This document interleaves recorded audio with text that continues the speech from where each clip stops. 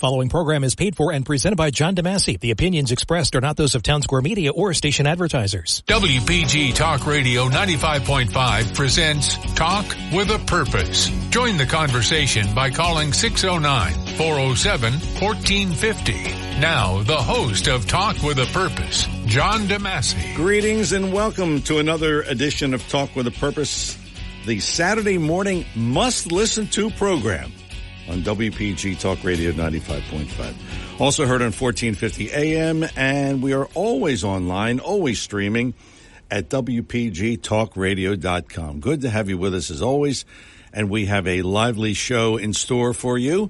Joe Yakovich will return from his Dude Ranch vacation.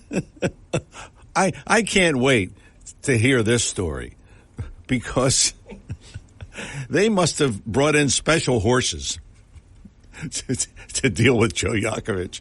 So he'll be here at 11. Of course, he's going to straighten out our finances. That's what he really does. But he provides us some comic relief sometimes. So we'll talk to him at 11 o'clock this morning. And, of course, we got a lot to talk about with regards to Trump and Biden. And we have a little story on President Obama.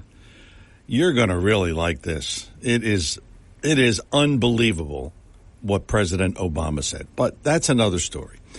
609-407-1450 is our number here in the studio, 609-407-1450. At any time during the course of the show, you want to chime in on whatever we're talking about, feel free to do that at 609-407-1450. And congratulations to John because he started calling at 10 of 9. So he's guaranteed to be first. So we'll talk to him first after Seth. 609-407-1450. I got to give credit, and of course we heard late yesterday that the Trump trial in the documents case is now scheduled for May 24th. Gee, in the middle of primary season? Is that designed or what? But the judge who set the date was a judge appointed by President Trump.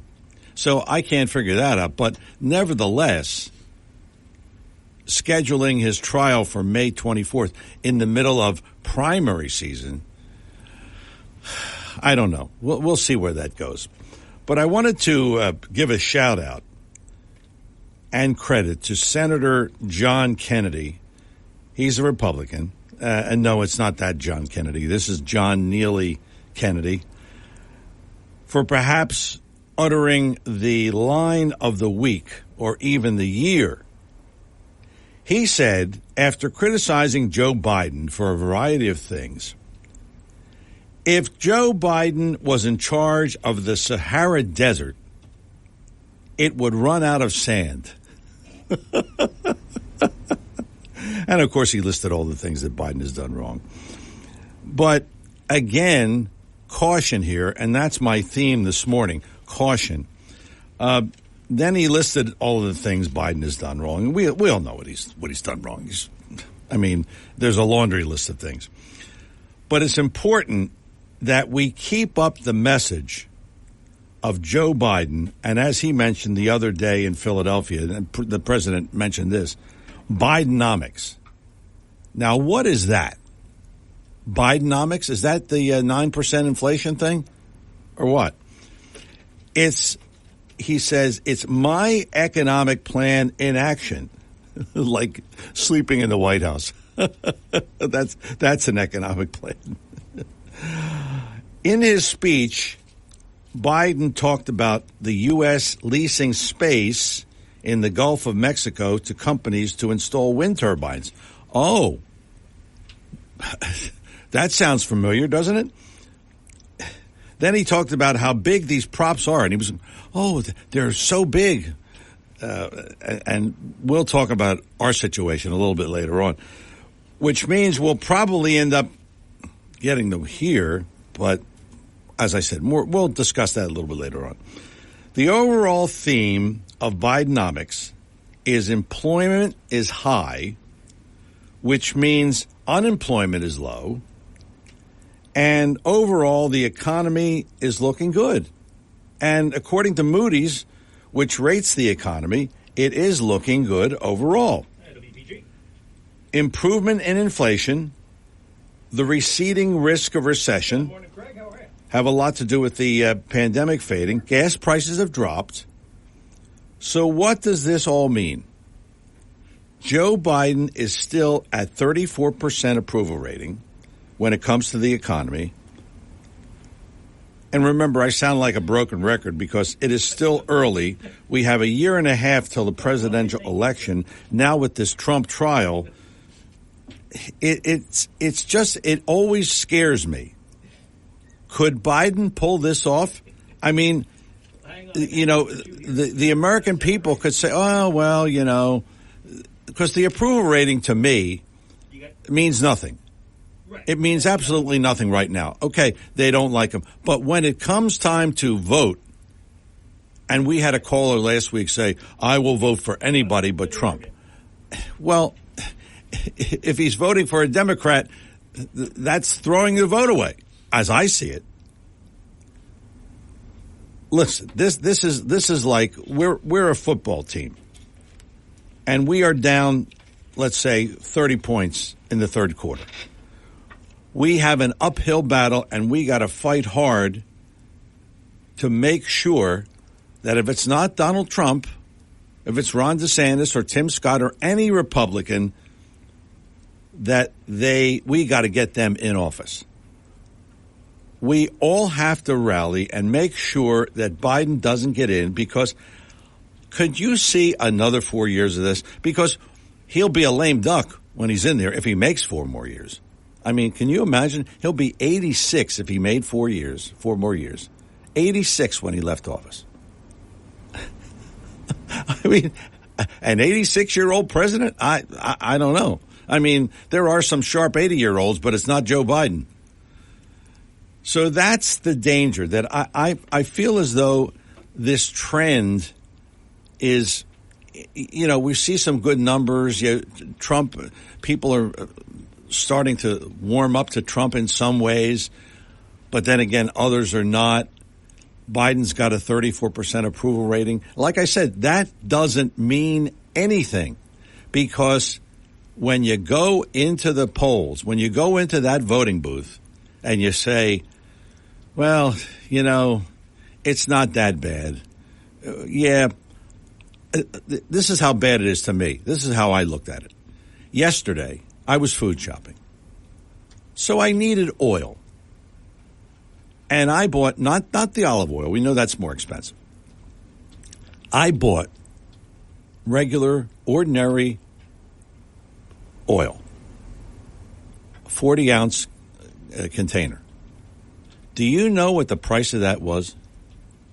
I mean, I was just shocked because I don't pay attention all the time to prices. $8.99. $9 for oil. Boy, am I going to stretch that out. $8.99? I mean, it's just so, you know, people don't look at that.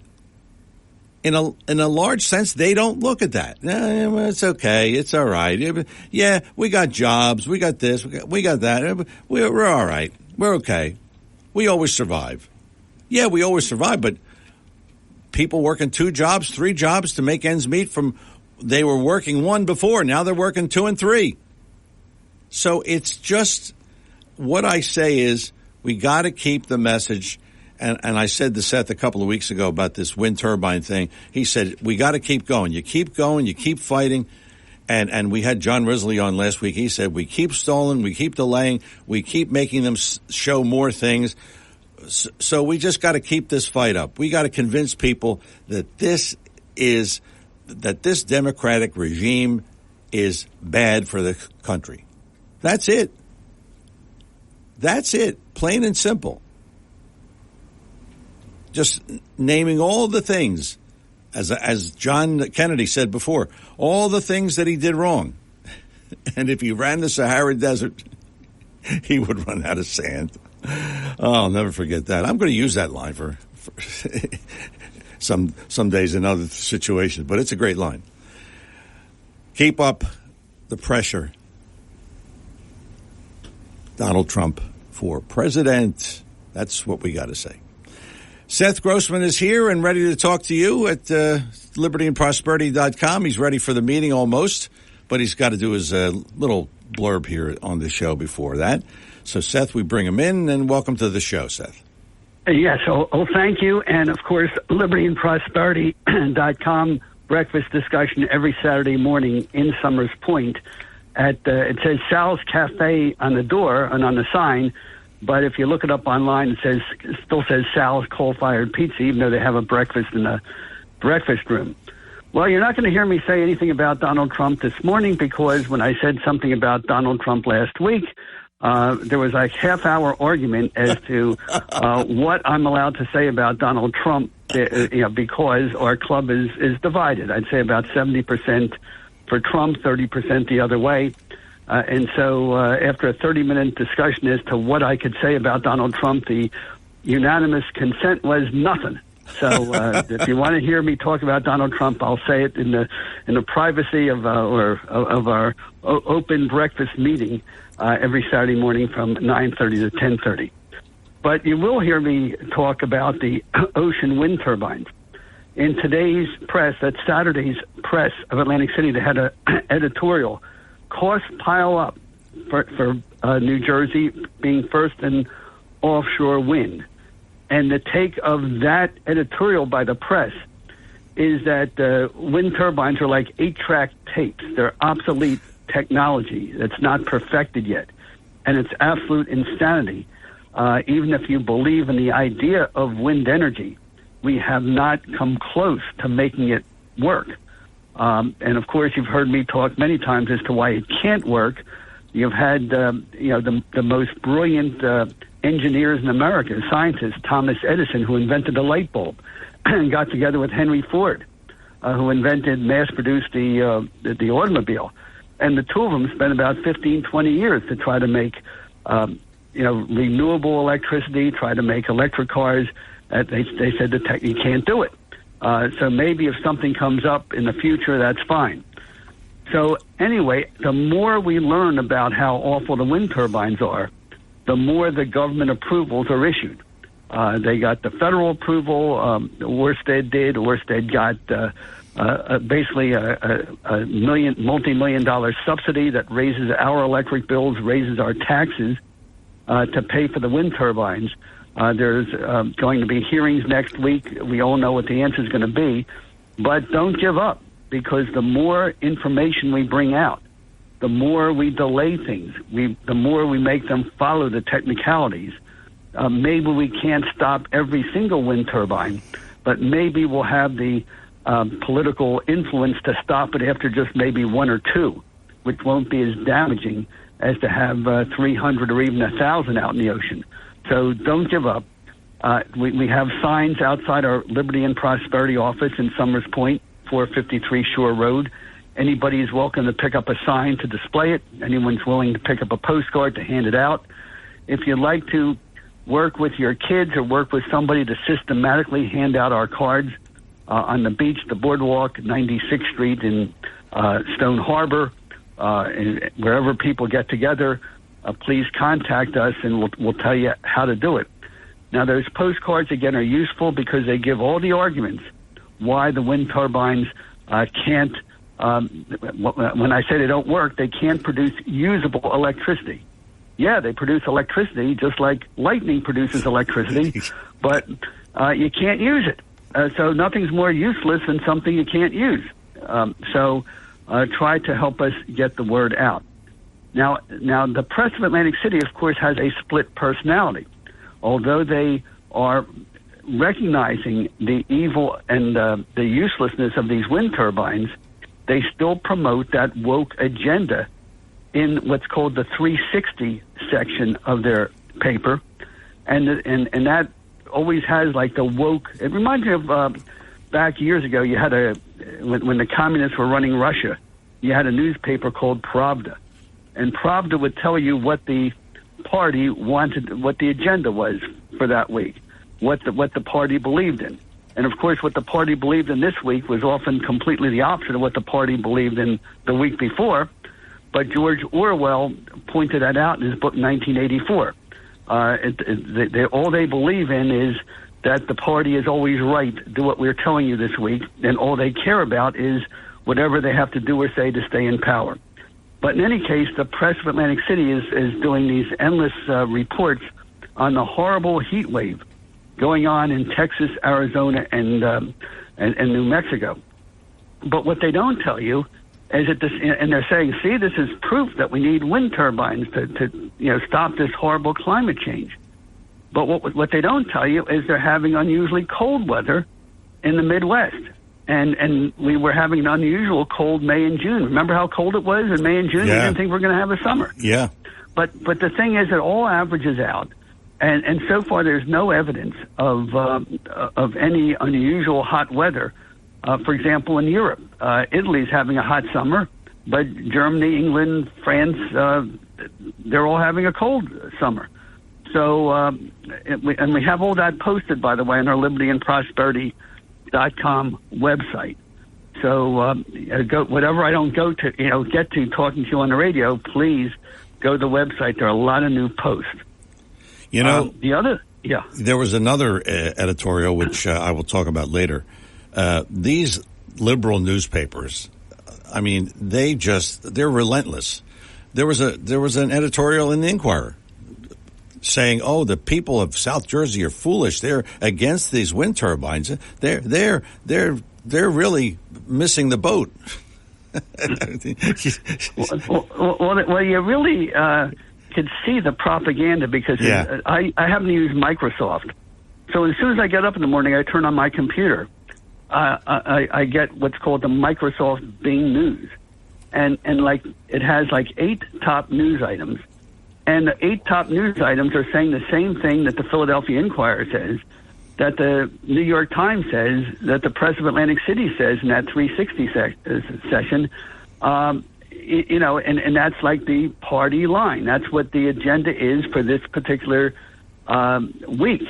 And then you'll hear it even as much, I hate to say it, on the top of the hour news, even on this station, Fox News Radio. It's always promoting this woke left agenda, which always means that whatever the government wants, to give more money, more power, more control to the government, and to insult anyone who stands up to oppose them, that's the only consistency.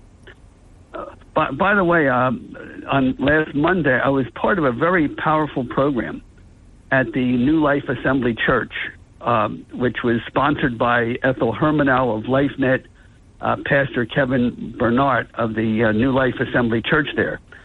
And it was really a symposium on what has gone wrong with America since the 1960s.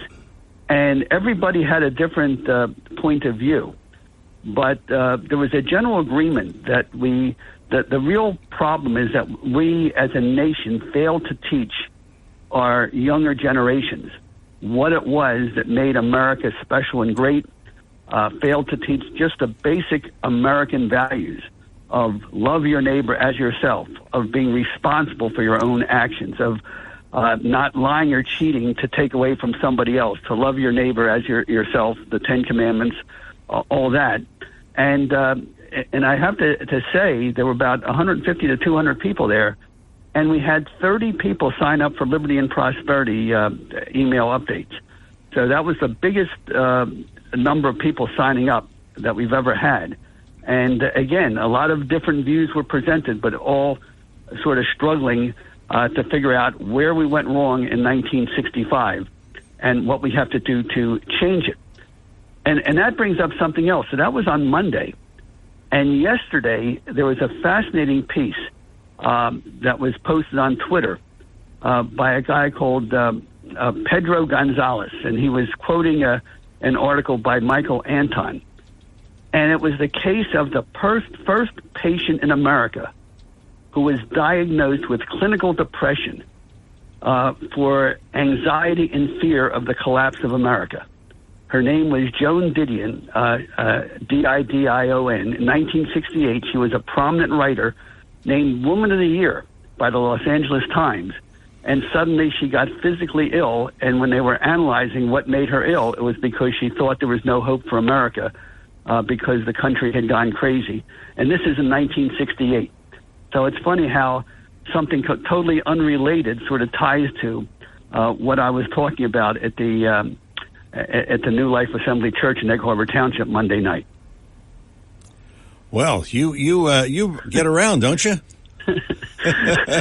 I do. But among other things, so what can we do to teach our children? And that's what a lot of us were talking about. And of course, it starts with teaching your own children.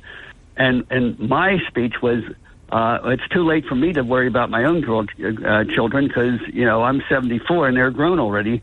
So it's what grandparents and aunts and uncles have to do to help our children and our nieces and nephews raise their children. And it means, helping them homeschool if necessary. It means stepping in to have our kids to read with our children, get them decent books to read.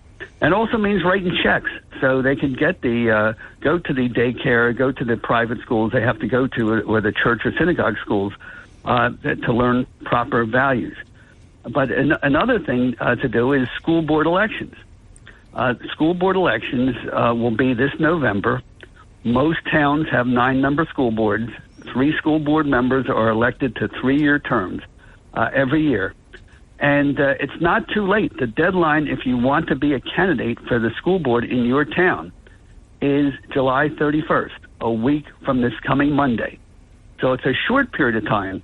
But if you act now, there's a lot you can do. And I'm very proud that a lot of folks from Ocean City, from Upper Township, from Galloway, are putting together slates of candidates. And the key thing about running for school board, like anything else in politics, it's a team sport. It's not where you just, go pick up a petition online, you get 10 signatures, you put yourself on the ballot. You have to put some thought into it. You've got to talk to people already active in the schools. You've got to talk to other people who are concerned. You want to run as a team. It's perfectly legal for 3 people, instead of running as a separate candidate, to bracket together as a team, as a ticket.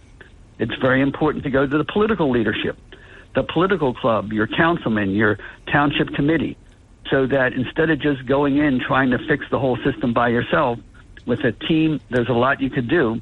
And anyone who has any questions, contact us at Liberty and Prosperity. Show up at the Saturday breakfast meeting, because we've given a lot of good advice to people who, we've actually had people who would run as a candidate by themselves. They'd lose, they get all disgusted and discouraged. They come to Liberty and Prosperity meeting, they learn just a few simple techniques, and next time they run, they're the top vote getter. So, it's all a matter of skill, and it's almost like going into combat. If you want to go into combat, you take basic training. You have to learn how to use your weapon. You have to learn tactics. You have to learn how to use with others. Yeah.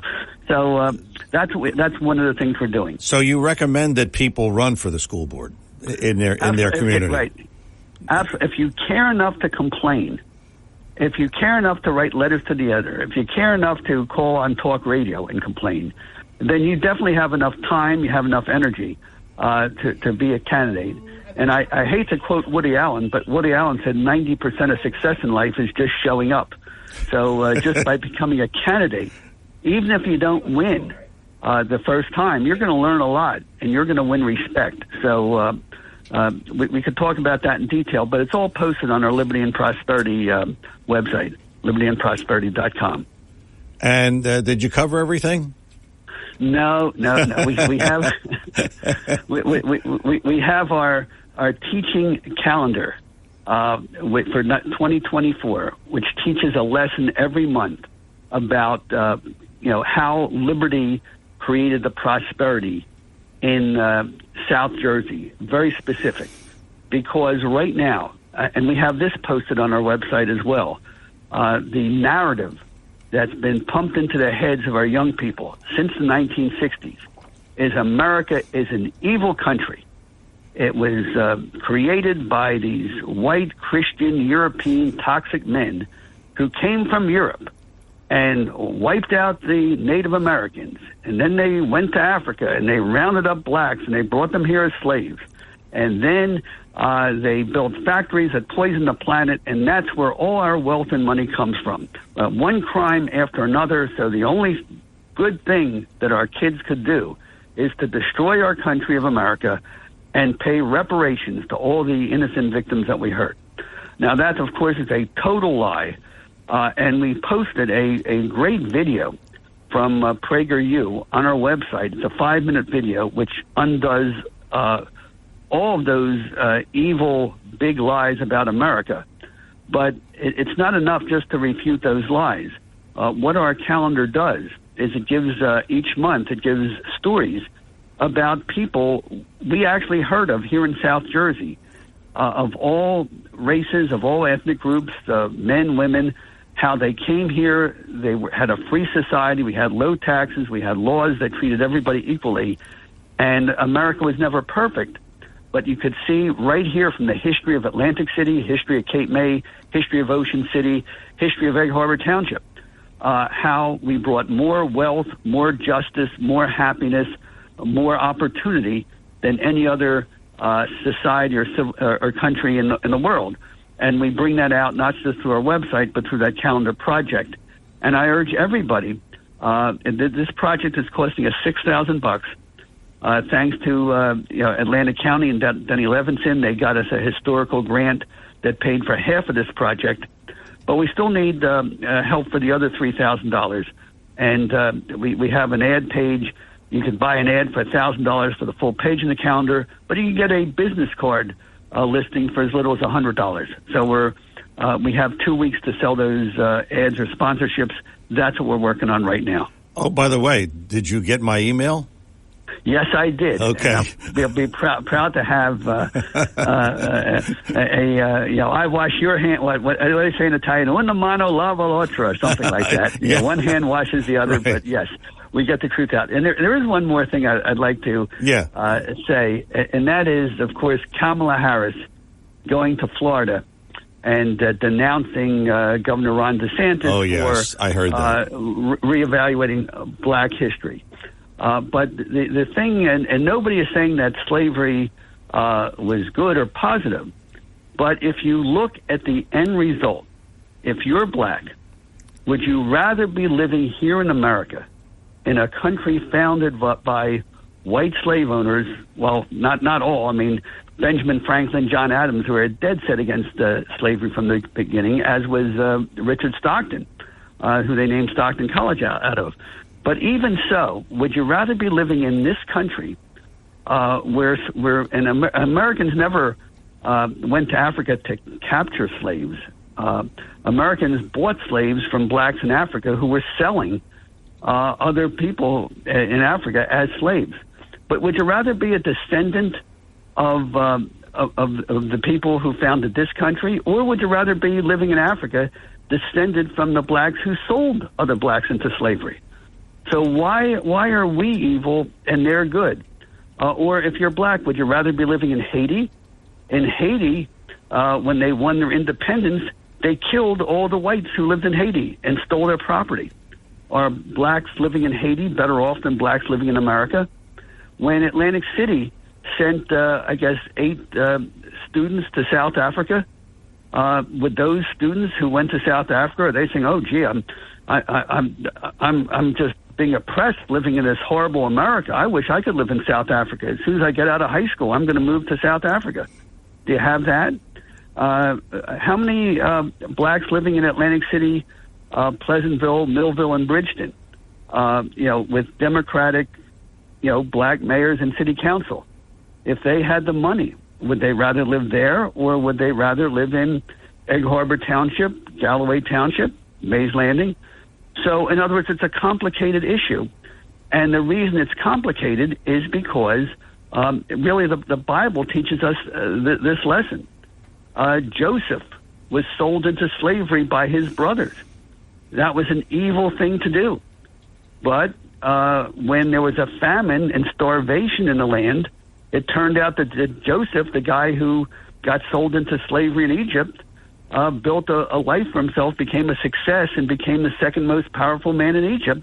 And because of that wealth and power, he was able to save his brothers who had sold him into slavery. So life is complicated, and to teach our children this thing that America is evil because of things that happened 300 years ago or 150 years ago, when we learn from what we did It's almost like, like a person saying, when I was a teenager, when I was 10 years old, I did stupid things. Am I evil because I did stupid things when I was 10 years old or 15 years old or 16 years old? No, because I went through the experience of doing stupid and maybe even evil things, I made myself a better person, so judge me by who I am today. So that's all that, Ron DeSantis with that new Black History curriculum is teaching. It's to learn that, yes, there was evil in the past, but out of that evil, good came out of it, and we have to build on the good that came out of it and not, blame people today for evil that happened 100, 200, 300 years ago. So we have all that, by the way, posted on our Liberty and Prosperity site, but that's really the reason why we're doing this teaching calendar, to show how, out of what was wrong in the past, how for 300 years, America, and especially New Jersey, created more wealth, opportunity, justice, and happiness than any other culture in the history of the world. So that's our Liberty and Prosperity message. And gee, I'm late for my meeting. You're really late. You're really late. Sorry about that. That's okay. Look it up online. Okay. Seth Grossman, Liberty and Prosperity, the website libertyandprosperity.com. I'm John DeMasi. We will get started with the phone calls on Talk with a Purpose. We have John, we have Craig, and we have Dennis in that order, and maybe you at 609-407-1450. We'll get started after these words. When it comes to you and your family's financial wellness, there are so many things to talk about. We could go on forever. To help guide you along the way, Joe Yakovich has written a book called The Heart of Your Money, Inspiration for Financial Wellness. In the book, Joe talks about longevity, inflation, retirement surprises, and many other topics. For your free copy of The Heart of Your Money, call the office of Joe Yakovich at JML Financial at 856-751-1771 or email Joe at jyakovich@brokersifs.com. For over 37 years, Joe Yakovich has been helping families throughout the area navigate the difficulties of a sound financial plan. You'll find Joe's approach to be different and not just the cookie-cutter methods that are prevalent in today's world. The path to your financial wellness and or retirement starts with a call to Joe Yakovich at JML Financial Group. 856-751-1771. 856-751-1771. Or email Joe at jyakovich@brokersifs.com. Joe Yakovich is registered with, and securities and investment advisory services are offered through Brokers International Financial Services, LLC. Member SIPC. Brokers International Financial Services, LLC is not an affiliated company. And, of course, Joe Yakovich coming in at 11 o'clock this morning, so we'll look forward to that. But now we have John in Ocean City. John, good morning. You're going to get started with the first call, Talk with a Purpose. Morning. Awesome. Good morning. Yeah, in regard to what Mr. Grossman was just talking about, it was in February, March 1807 that our Supreme Court issued an injunction, no more importation of African slaves into America. It was actually the shipping companies out of New York City and the fat cat plantation owners in the South that worked right around that law by taking advantage of the transatlantic slave trade, which was ran by black and Arab Muslims and Spanish and Portuguese, not white Anglo Protestants. So we're all part of the same hypocrisy. I got bad news for people. We all share. We all share in the blame of it all. And yeah, it is a disgrace, but it's the past. It's gone.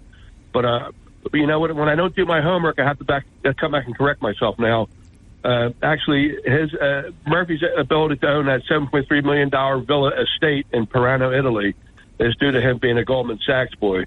That's right. His fortune started at $50 million. It doesn't end there.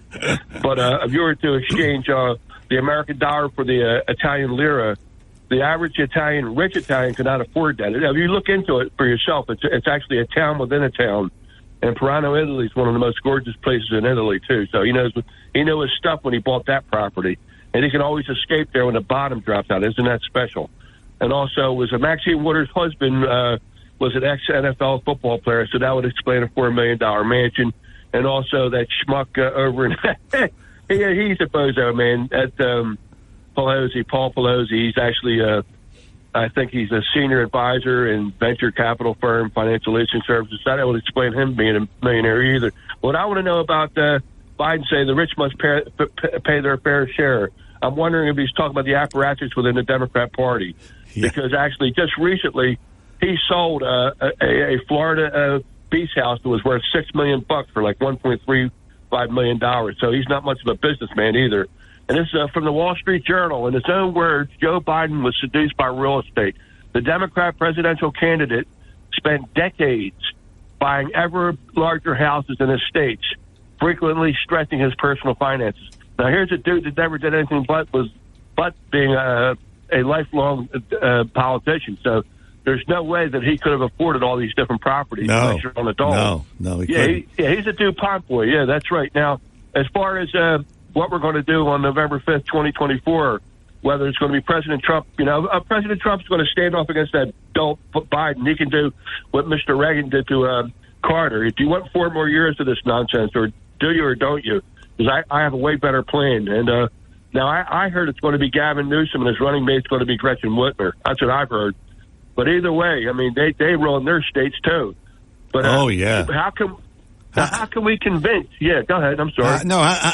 Right. I mean, Newsom, he was almost thrown out of office. I mean, I don't understand. Yeah. I don't understand it. I really don't. And there's actually 10 cities in Sacramento. So do you want that? And do you want that to spread across the rest of America? I don't. No. John, thanks for the call.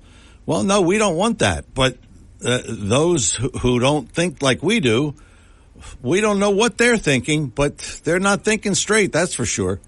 Talk with a Purpose is the show, Saturdays 9 till noon, WPG, Talk Radio 95.5. I'm John DeMasi. We'll talk to Craig after the break, and maybe we'll talk to you. Got a couple of open lines at 609-407-1450, 609-407-1450. We will get back to more Talk with a Purpose in just a moment. But first, it is that time of year, time to vote for B.F. Mazzeo, Best of the Press. What you do is actually not vote. This is the nomination phase. This is like the political season, the nomination and the voting. I mean, it's a 2-part thing. Nominate us for Best of the Press and Best Produce Store and Best Gift Baskets. That's what you do. And you go to pressofatlanticcity.com/contests and you nominate B.F. Mazzeo for Best of the Press, for Best Gift Baskets and Best Produce Store. And of course, B.F. Mazzeo has everything when it comes to fine, fresh fruit and produce. And, it's interesting. My niece was over yesterday and her husband, he likes artichokes. So I happen to have a couple of artichokes and I made them for him. And he says, I never saw them. Well, he lives in Gloucester County. So there's no B.F. Mazzeo in Gloucester County, okay? I said, well, they have them there all the time. See, it's what you get at B.F. Mazzeo. It's something different, something special. It's like a gourmet specialty. So, but they have them there all the time. So I made them for him. He really enjoyed it. It's just a little thing there. But B.F. Mazzeo, of course, is the finest fresh fruit and produce you'll find anywhere. And of course, the summertime, fresh fruit is plentiful. I mean, you talk about fresh fruit. It's all there. B.F. Mazzeo and some gourmet items too. I mean, there are so many things, and I want to do this someday, but it would take me an hour to do it. List all of the specialties that they have. You just go in and check it out for yourself. Online at bfmazzeo.com. bfmazzeo.com is the website. It's BF Mazzeo, 601 New Road, Northfield. 601 New Road, Northfield. It's BF Mazzeo. Back with more Talk with a Purpose in just a moment. If you're interested in driving one of the finest automobiles on the market today, then you'll want to check out all of the fabulous new and pre-owned Lexus at Lexus of Atlantic City. Lexus of Atlantic City, 3169 Fire Road in EHT. Driving a Lexus is like no other vehicle on the market. Test drive one for yourself at Lexus of Atlantic City. Whether it's new or pre-owned, you'll be more than satisfied. In fact, Lexus is consistently #1 when it comes to customer satisfaction. Visit Lexus of Atlantic City, 3169 Fire Road in EHT. Or you can check out their outstanding selection of new, pre-owned, and L-certified pre-owned vehicles on their website, LexusofAtlanticCity.com. That's LexusofAtlanticCity.com. Or if you want more information, call 609-641-0008. Lexus of Atlantic City, now celebrating their 26th year in the area. A dealership that you'll enjoy. No pressure, no gimmicks, no hassle, no hype. Lexus of Atlantic City, 3169 Fire Road in EHT. And remember, always online at LexusofAtlanticCity.com. Your WPG Talk Radio 95.5 AccuWeather forecast for South Jersey. Less humid today with clouds and sun, high 88. Clear tonight with a low of 64. A bit of sunshine tomorrow with a high of 91. Monday kicking off your week, more humid. A thick cloud cover in the morning, then a mix of clouds and sun in the afternoon with a high of 84. For weather anytime, go to AccuWeather.com. For AccuWeather, I'm Cheryl Golden on WPG Talk Radio 95.5. Back here on Talk with a Purpose, if you want to email me during the week, jdadv1 at Comcast.net, jdadv1 at Comcast.net. Get a lot of emails during the week, and thanks to Kevin because he sent me the email about Senator John Kennedy. So that did my open for me, right? Thanks a lot for that. jdadv1 at Comcast.net. Talk with a Purpose is the show, Saturdays 9 till noon. Craig is in Northfield. Craig, good morning. You're on Talk with a Purpose. Well, good morning, John. Good morning, Craig. Hey, I got to tell you, I want to say to my wife's Aunt Marie. Yeah. Good morning. She told me she listens when we're on there. She says, keep up the good work. I don't know if she's talking about you or me. I have no idea. Well, listen, but, you scored brownie points with your wife. That's for sure. Oh, yeah, absolutely. And you know, sometimes I need those. Yeah, I know you do. Yeah, I know you do. Yes. Anyway, yeah, I could be a handful, I'm sure. But that's okay. My wife said that she likes somebody with a strong spirit. Oh, well, that's you. There's no question. So, got 4 things here, so I'll be quick. The Black Sea, you see what's going on there with Russia? Yes. What happened? You tell me. It's your dime. Go ahead. So anybody that wants to, bring into the port of Ukraine now, like our ships, that are bringing in, those supplies, they're going to, Russia takes that now as an offensive move. Oh, geez. So that you could be bringing in arms into the Ukraine. Now, that's not really a good thing. That could bring up a lot of high tension there. Yeah. You think? Yeah. Okay. I did bring that up to you. Be careful what you ask for. I said that to you 2 years ago, didn't I? Yes. All right. What a week we had down in Washington, D.C. Didn't we have a week down there? Yeah. Boy, I got to tell you, if that was a stove down there, I got to tell you, all 5 burners were burning. I know right. most stoves have 4 burners, but we got a 5th one going here. That Marjorie Taylor Greene. Man, oh, did you see that poster thing that she pop up? Yeah. Don't worry, I won't say nothing. But it appears that Hunter's paralegal goes way above the job description, don't you think? Yes. Yes. I promised Chris Coleman that I would be gentle on that one. Yeah, well, so he doesn't have to hit the button, all right? Oh, my God. Because we couldn't really describe what was going on in that picture that she showed all of Congress. Now, what JFK said about all that, because the next day he had his trial. You saw that, and you brought him up about what he said. Yeah. But what do you think came out of that trial besides, what he said about, I heard you about Biden, about the sand. He could even mess that up. But go ahead. What do you think came out of that for you? I mean, well, as always, Biden is just a non-entity. That's a foregone conclusion. But I really didn't take much out of that other than that. But what did you take out of it? Well, I took out of that how a Democrat could get ostracized, not by Republicans, but by his own team. Yeah. So, and what he really said was, if you're anybody that listened, those people, those specialists, the ones from the CIA, the FBI, all those intelligence people that came out and said that, there was no such thing as the Laptop from Hell. Yeah. I'm allowed to say that, right? Yeah, you're allowed He to. Yeah. said that those people need to be investigated as to who coerced them into saying that. So we need to have a hearing with those guys coming back. And what we did, beyond that, we also saw how social media really condemned him. Yeah. And pulled all his stuff, right? Yeah. And then there was that Watsman Schultz. Do you remember what her first name is? Debbie. Susan Debbie Wasserman Schultz. Thank you so much. Man, is she a piece of work. Did you hear her? I heard about her. Yeah, I didn't hear it itself, but I heard about it. Yeah. Well, man, I got to tell you, if she's right up there with Nancy Pelosi distorting the truth, when I tell you. Yep. I mean, did you hear what she said about the Jewish people when Robert Kennedy comes out and he talks about these things that these pharmaceutical drugs.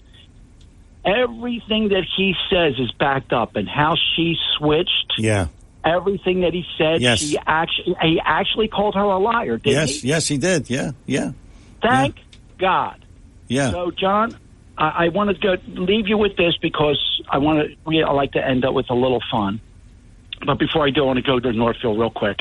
I know our mayor, Chow, is trying to put in a seniors home over there in the county area and says it won't cost our city anything because the Archdiocese is going to build it. But people from Northfield, learn one thing. Go look at how many times we have to go over there for the county building for the people that we're taking care of over there with our ambulance, and why our ambulance squad costs so much and why we need so many fire department people because of that. So if we put that in, who's going to send the ambulance there? Because it's not going to be the county building. The city of Northfield will pick up the tab for the whole county for service in the ambulance. Now, I want to talk to you, John, about our bet, our second bet. Oh, what's that? Well, Zucker and, Zucker. And, okay. What's the guy's name? Elon Musk. Elon Musk. Okay, so you got Elon, right? Yeah, I got him. Yeah, okay. You're absolutely sure it was double or nothing? Because I did a little research. Absolutely. Double or nothing. Okay. Zucker's a black belt. Okay. I just want to tell you. Okay. Well, that's all right. Okay. I just want to let you know. So, listen, you just want a couple of dinners. That's what you're angling for. I'm not going to go to a couple dinners. I'm going to double down. But when you see what I order, you thought you're going to need a pacemaker. Okay.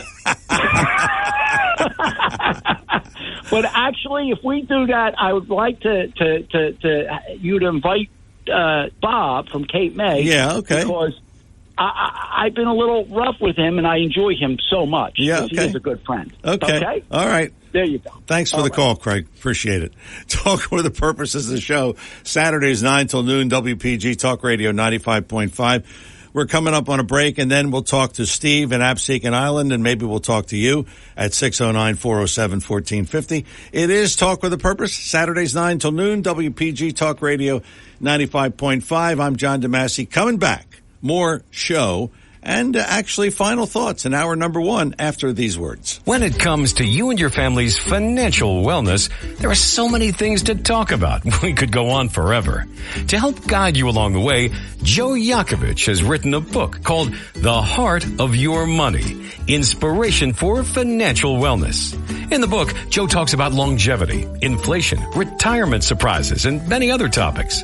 For your free copy of The Heart of Your Money, call the office of Joe Yakovich at JML Financial at 856-751-1771 or email Joe at jyakovich@brokersifs.com. For over 37 years, Joe Yakovich has been helping families throughout the area navigate the difficulties of a sound financial plan.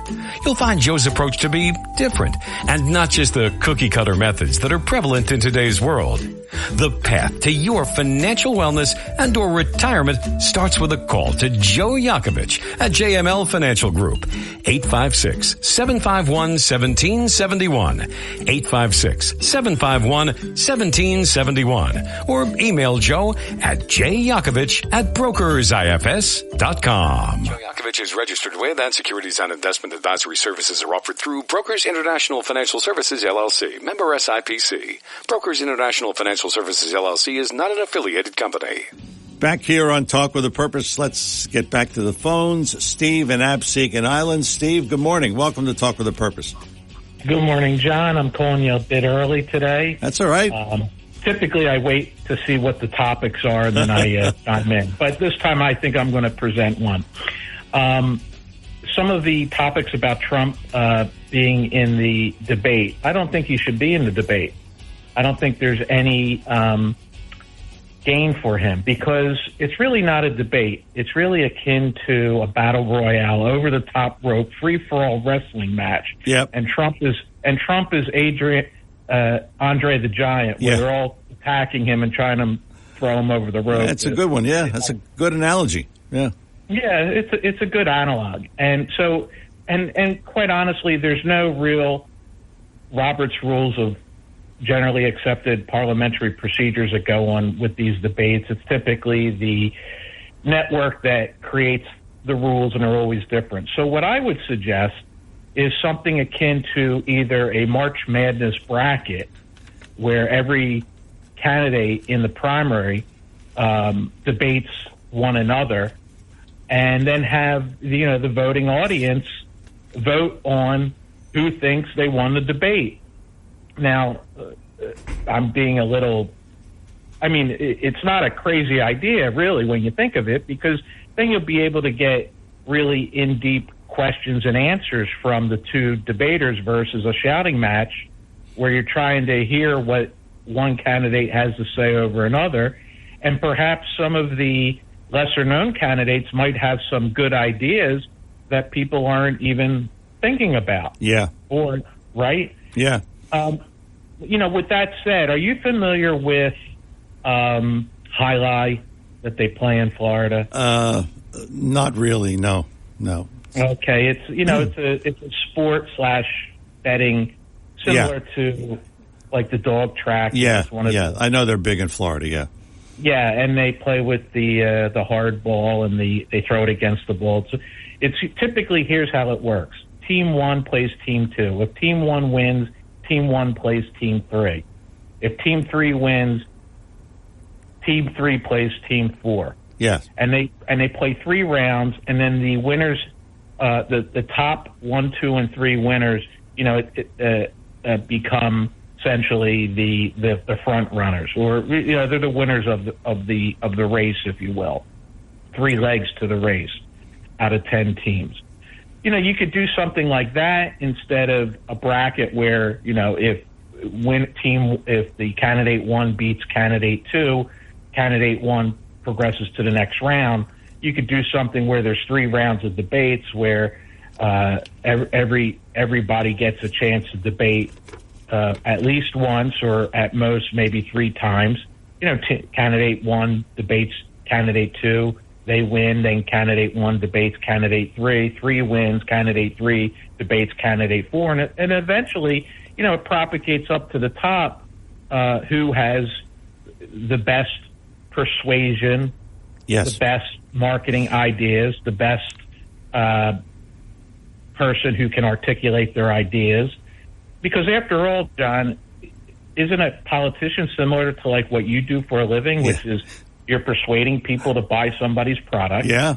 You have to be friendly about it. Yeah. And you have to be able to articulate those ideas in a way that perhaps a person who ordinarily wouldn't think about that product now says, maybe I should try it out. That's a good analogy, too. I never thought of it that way. I just do it, That's why, I think a lot of times, when we're all looking at Donald Trump and Ron DeSantis, you see what their policies are about, but it's how they implement them. And that's why there's a fracture in the Trump-DeSantis arenas. I think a lot of people, I like Trump's policies and I like DeSantis' policies. I think they're almost one and the same. What do you think? I definitely think so. And I think I read a couple of weeks ago that Trump was thinking about not attending this August 23rd debate. So you might be right on with this whole process. I'm not sure if he's going to or not, but I heard that he wasn't.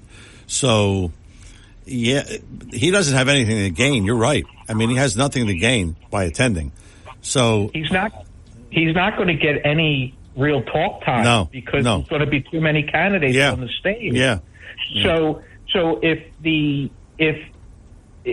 policies that they want to talk about, reducing taxes, reducing government spending, and protecting the vote, if those are the three main policies of today's topics that have been being talked about and debated ad infinitum, they're not going to be able to talk about that. I think the domestic policies are paramount in this country. Yes. I truly believe that what your guest, Seth, yes, I forget his last name. Grossman. Believe it or not. Seth Grossman. Seth Grossman. He's right. See, the government has too much power because they collect too many taxes, they spend too much and give away money to too many different people, and they're not protecting the vote. So like a three-legged stool, if any of those things are broken, the stool's not stable, right? That's right. So you can't reduce taxes if spending keeps increasing, and you can't stop them from spending if you can't swap out your politicians. Yeah, based on the vote. That's right. Steve, we're up against it here. We're coming up on the news, so thanks a lot for the call. Our number one is just about in the books. Wow, where did it go? Hour number two on the way. Talk with a Purpose every Saturday, 9 till noon, WPG Talk Radio 95.5. I'm John DeMasi. You know what we say at this point. Hour number one in the books. Hour number two on the way. Don't go away.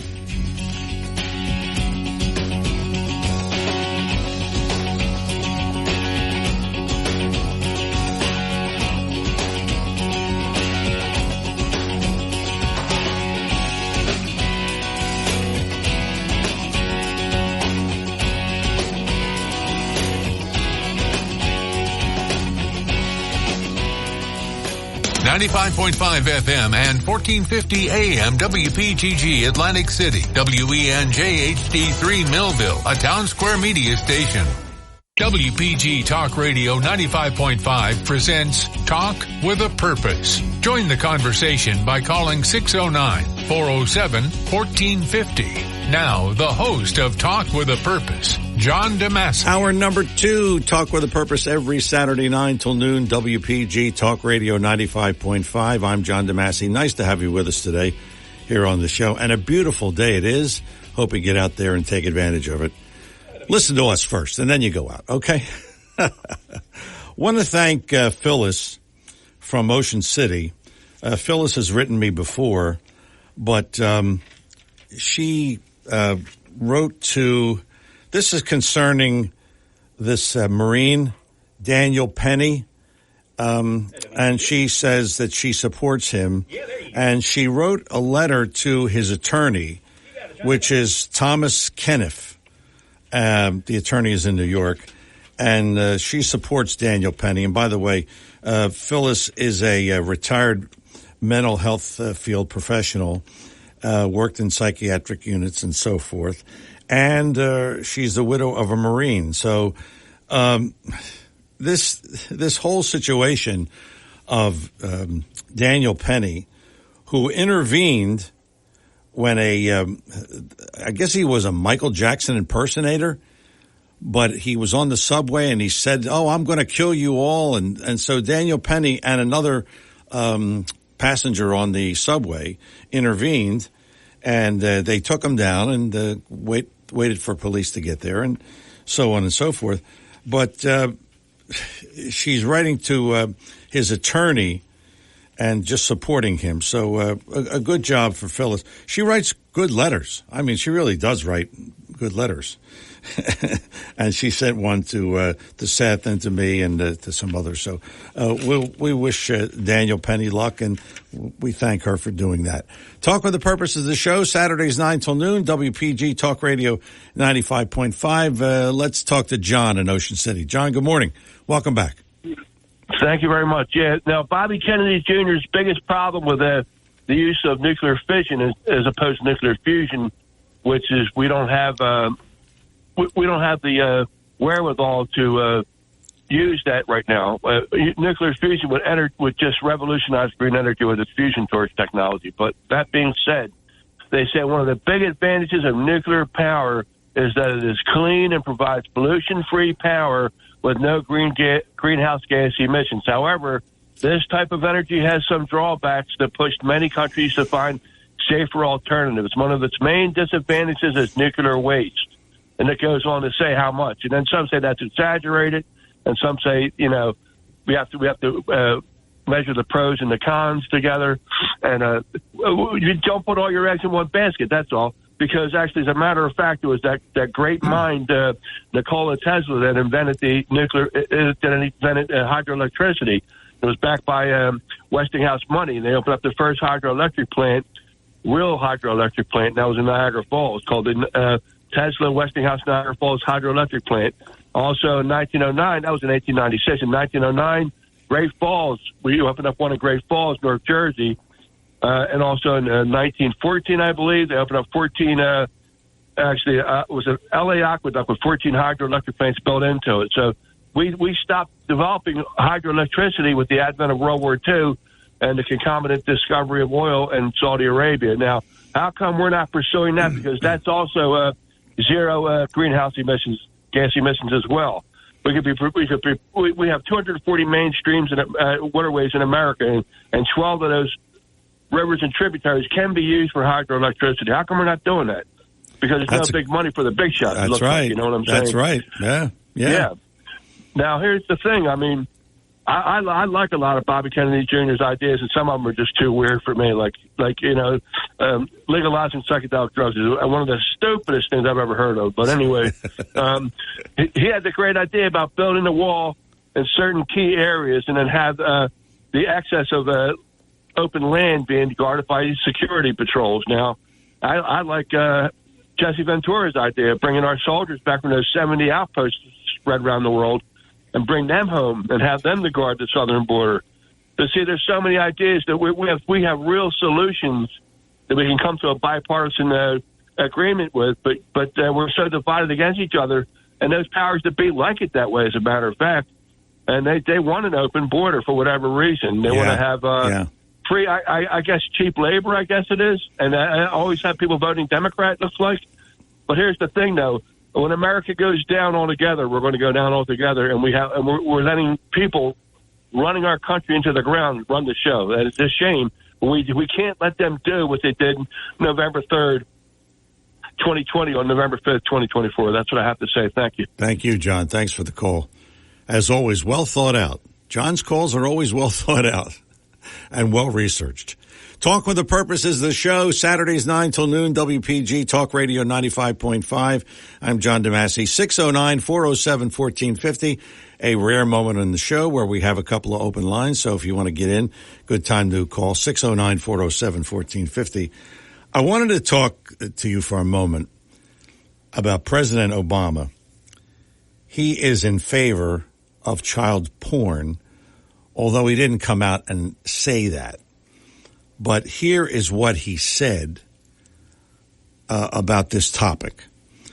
He released a letter lamenting the supposed trend of banned books and standing with school librarians as if they were under siege.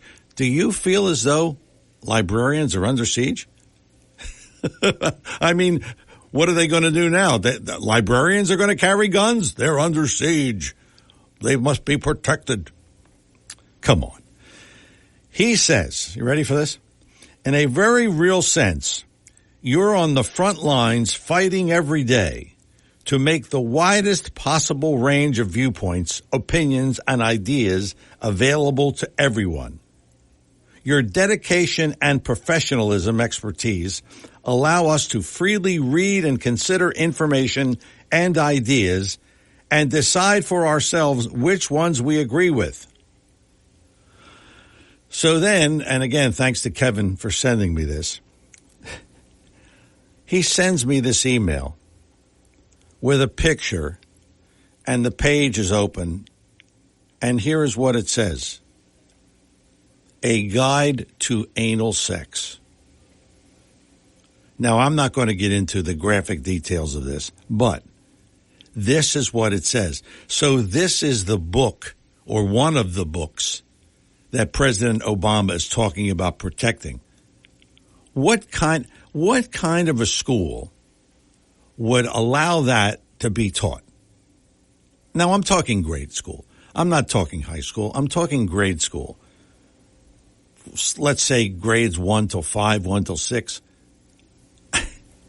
Who would do that? But this is what our country has become. So, and there's Obama talking about, oh, you're under siege and you've got to fight for. Come on. 609-407-1450. That's our number here in the studio. 609-407-1450. Speaking of, okay, we're on this soapbox today. Speaking of librarians and school books, in South Carolina, author Ta-Nehisi Coates, that's an interesting name, Ta-Nehisi Coates, he sat through a school board meeting to support a high school teacher told to stop using his book on growing up black in America in her advanced English class. I was thinking, that's advanced English? I mean, I took advanced English. That wasn't in my curriculum. Mary Wood taught the lesson. She's the teacher. She taught the lesson before, but then a few of her students complained to a school board member saying that the teachings made them feel uncomfortable and ashamed to be white. The books were then collected and taken back, and the lesson ended. Now, here's the thing. The teacher asked the students after she taught the lesson to read the book and watch 2 videos on systemic racism. Now, here's where it gets interesting. According to South Carolina law, there is a rule banning schools from using state money to teach that anyone is racist, either consciously or unconsciously, also feeling guilty about their race. So there's a law in South Carolina that says they can't teach this. But that makes sense. Teaching people to be ashamed to be white? And this is advanced English? This I don't understand. Feeling guilty about their race. This is South Carolina Republican, state Republican, R.J. May, said lessons need to be representative to a colorblind society that doesn't discriminate against white people because of racism in the past. In the end, the school board took no action and hasn't changed policies. Good for them. Yes, good for them. That's enough of that. Linda in Absecon. Linda, good morning. Welcome to Talk with a Purpose. Good morning, John. Really? Yeah. You have to follow up on Seth. You have to get parents, grandparents, you have to get your children out of public education. Yeah, yeah. Grandparents, and I mean, look, I know you love your grandkids. Yeah. I mean, you're going to be writing some checks. You have to write some checks to get these kids out of public education. Yeah. So that when public education opens up next September again, there's no one there to go in. And you know what? And how many people can afford a private education? Well, it's difficulty. True. That's true. So this is why we have legislators. Right. This is where they can do a real job, something that is good for their children and their constituents' children. Get them vouchers. Yes. But you know what? When you hear of that happening, let me know, because it doesn't seem like our representatives are really good about doing very much now, really. Yeah. I'll tell you who is good about doing good stuff, and it's the Republican Party that was founded in 1854 as the anti-slavery party, and don't anybody call me racist.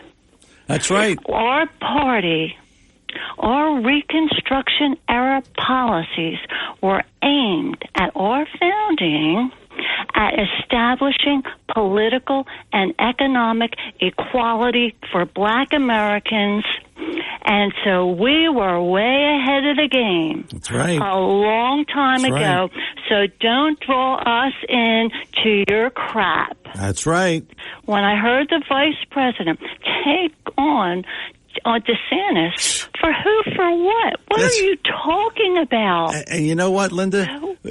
What he said, what DeSantis said was that slaves in some cases were taught a useful skill that could help them when they got beyond slavery.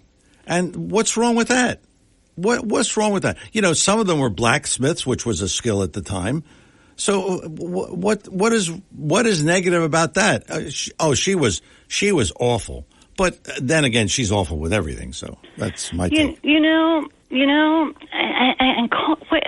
are these people calling Republicans racist?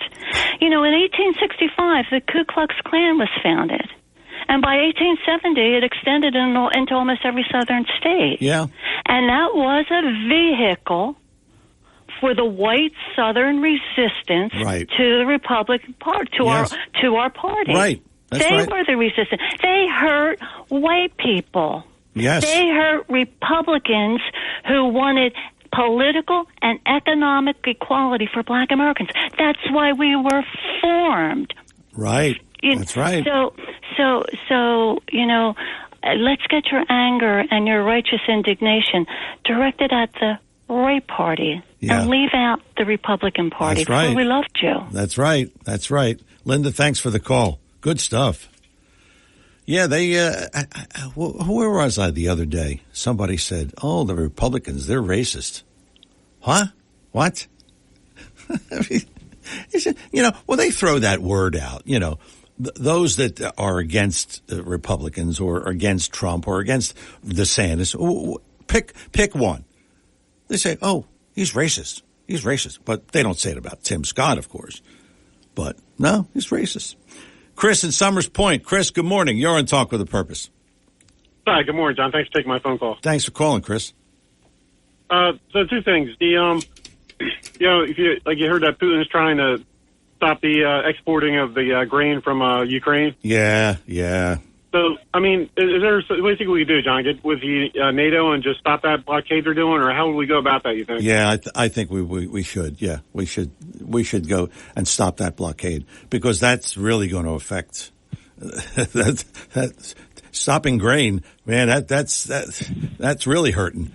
So, yeah. Well, yeah, because that's like half the world's population. That food resource, and we're talking about starving half the world. You know. Yeah, that's right. Oh, yeah, that definitely should be on that immediately, if not yesterday. So I mean, and then I have a theory, just my theory about that whole soldier who crossed over to North Korea, ran over to North Korea. And no one's explored this, but I mean, I hope I'm wrong, but it just seems like it was weird because it was so easy the way he just sprinted over. He wasn't. You know, North Korea, normally they'll get aggressive on him. They didn't seem to do that, almost like they were expecting him. What about possibly if he's a spy? I mean, it just seemed like the way he did it. I mean, who does that? So, yeah. And then at the end of the day, they didn't really have much of a hostile reaction, because normally it would be more aggressive when someone does that. And they didn't do that, almost like they were waiting for him. Yeah. So, I mean, I don't know. I could be wrong. I hope I am, but it seems awkward the way that whole thing went down. Yeah, Don't make any sense. that does seem questionable. Yeah, I would question that. I would question that too. Yeah, because I mean, there's 3 jails you don't want to go to: North Korea, Iran, and Russia. I mean, you got to be out of your mind to want to go there. That's right. I mean, you're not getting Miranda rights read over there, you know, John. Yeah, that's right. I don't know. just seems odd the way the whole thing. I just wanted to see what your take was on it. Yeah, that's I agree with you. Chris, thanks a lot for the call. 609-407-1450. It is Talk with a Purpose, Saturdays 9 till noon, WPG Talk Radio 95.5. I'm John DeMasi. We're going to talk about the wind turbines. More liberal propaganda. It's what's happening in the world today. 609-407-1450. Couple of open lines here. Slow day on the phones, which, we get those once in a while, but you can get in here right away. 609-407-1450. We're coming back with more Talk with a Purpose in just a moment. But first, this is the time of the show when we talk about no controversy. No discussion at all about Lexus. It is the discussion of one of the finest automobiles on the market today. No controversy there. I mean, Lexus of Atlantic City, 3169 Fire Road in EHT. It is one of the finest automobiles on the market today. And of course, now, as we're waning into the summer and we're kind of coming into this is the second half of the summer.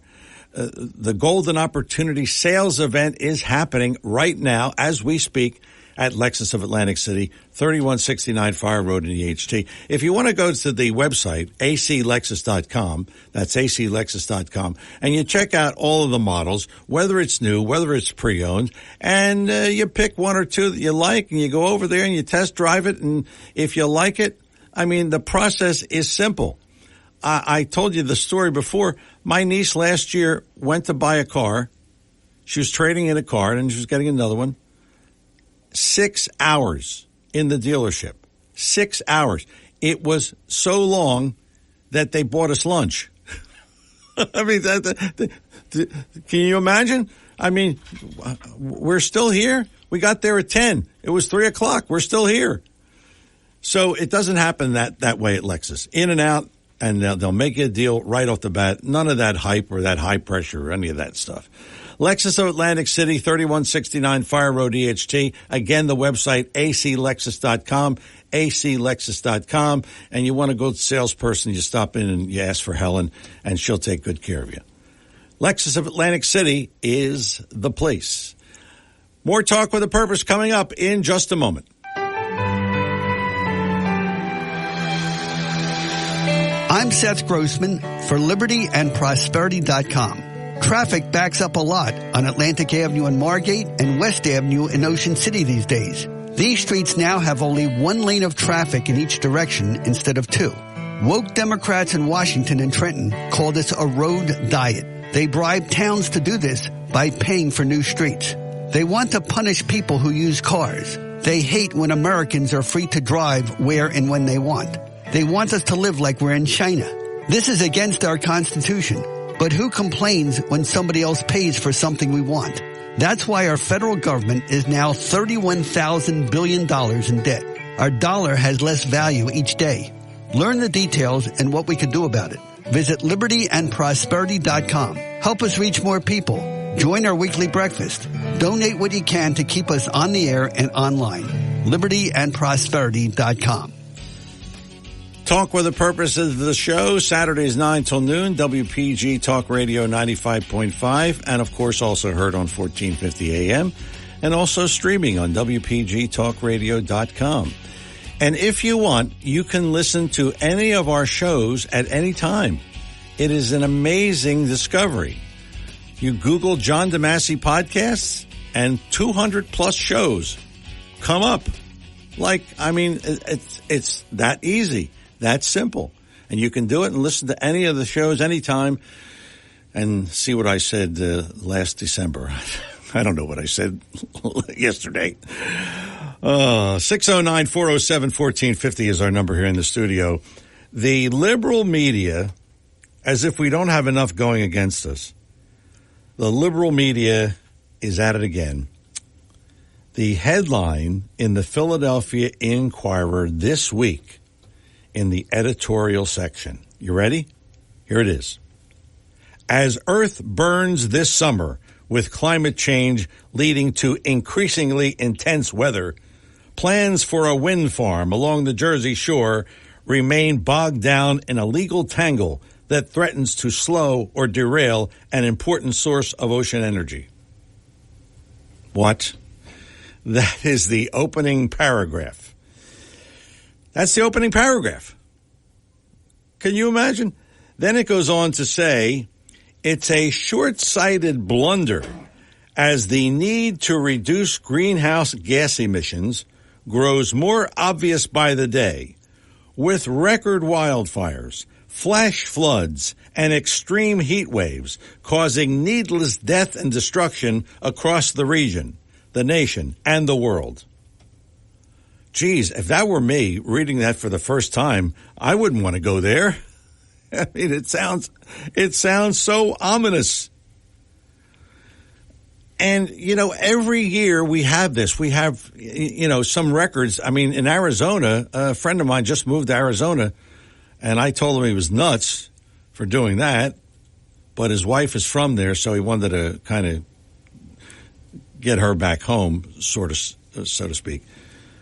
But 116 in Phoenix, 114 in Tucson. Tucson is where he lives. And it every summer we have this kind of a thing. We have thunderstorms. We have them every year. So why is it that this year it's important and it's like more global warming? I don't understand that. Then the article goes on to say that there's been approval for 98 wind turbine generators to be built off the coast of Atlantic City and Ocean City. Obviously, those who wrote it probably don't own property anywhere near here. And they go on to say that it will produce clean energy to 400,000 homes and more than 3,000 good-paying jobs. Now, we've heard about these good-paying jobs, okay? We've heard about that. And that's what they say. But we still don't have proof of that. And it goes on to say that federal agencies and experts have found no link between wind farms and whale deaths. No link. But why are they dying? That's the question. We'll pick that up in just a moment. But let's go to the phones. Dennis in Northfield. Dennis, good morning. Welcome to Talk with a Purpose. How are you? How you doing? I'm okay, John. My question to you, when Seth was on, I wanted to find out, what's the cutoff line where they're going to start these coming down? How far up north are they going to start? I know they're going all the way down to Cape May, but where is that line? I think it's LBI. Okay. Why are they not going from LBI and above? That's a good question. Well, that's the question I wanted to ask Seth. Yeah. When the word I got was that they voted it down up in that area and they weren't going to get it done, and that's why they didn't even bother. Yeah. My problem always is the same thing. They take advantage of us down here. Yep. We don't have the dense population like we do up there. Yes. And what happens? Yep. We're going to get you-know-what-it on. Yeah, that's right. We don't start standing up. That's right. That's right. Yeah, we have Vince Palestina on next week on our show, and we'll ask him that and among other things. But I just don't see this happening. I really don't. I think there's too much opposition, even though, Murphy's for it and all that. John Risley was on last week, and he said they're doing the stall game. We want more of this. We want more of that. We want to see studies and all this. So we got to hope. Right now, we got to hope that they'll do this and they'll stall it and it won't happen. But I agree with you. It's always South Jersey. Oh yeah, always South Jersey. Yeah. And why is it stopping at LBI? Well, John, I'm going to ask you this: anytime you have anybody that calls on your show, whether it's an elected position or appointed position, get their name, put it on paper, get it on the radio. If they're with it or they're against it. Yes. Because there's too many people that are keeping quiet and looking the other way and kind of hiding right now. Yeah. If we don't get together, I know this thing last week on the Hands Across the Beach. Honestly, if it's nice and kumbaya, that's great. Yeah. But it's going to have to be a lot stronger than that. Yes, that's right. I agree with you. Got to get up to this. Got to get up to the state capital. People got to show up there. We got to put something together. And if we don't, like anything else does, you look the other way for a few minutes, you forget about it, and whammo. Yep. There goes our industry. Yeah, so, yeah. All right, great show again. Thank you. Thank you, Dennis. Thanks for the call. Yeah, why is that? Why does it stop at LBI? That's a good question. So what I was saying, and back to this, so the federal agencies and the experts, and I like to know when they always say experts say, who are these experts? Remember a name from the past, Anthony Fauci? He was the expert that was on every TV show on Sunday mornings. He was on every radio show. He was on everything. He was the expert. Boy, was that a crock. So experts say that ship strikes and changing ocean temperatures and possibly a virus are responsible for the whale deaths. Again, no proof, no documentation. They just say this is what we say. Well, who's we? That's always, my mother used to say, they say. Who's they? And who's we? It still remains to be seen, but once again, the liberal media and, of course, our favorite governor, Phil Murphy, and the state legislature is not on our side. You know, they don't live here. They don't own property here. They don't have any of this. So, you know, tourism, the fishing industry, you know, we don't know what that's going to do. We don't know what these things are going to do to the fish. I mean, these things are big. I think a couple of weeks ago we talked about it. It is higher than the Ocean Casino. You ever look at that building and see how high that is? They have the clouds come in some days, and the clouds are there. So, I mean, can you see these things? And I'm telling you, people have said to me, I'm not going down the shore to look at those things. Okay, maybe they will come down the shore eventually. We really can't hang our hats on that. But the fact of the matter is, we really got to do our job to get this thing killed for good. I mean, for good. And put it to bed. That's it. 609-407-1450 is our number here. Talk with a Purpose is the show. Saturdays 9 till noon, WPG Talk Radio 95.5. Yeah, those holding hands. I was in one of those a couple of weeks ago in Brigantine. Yeah, everybody was there. Yeah, we're against this. And you see all these signs on the lawn and Seth's giving out cards and all of that. And yeah, they got to do these kind of things. That's true. And it helps. But the real issue is getting up to Trenton and telling these people we do not want this. And protesting any which way we can to stop it. And that's all there is to it.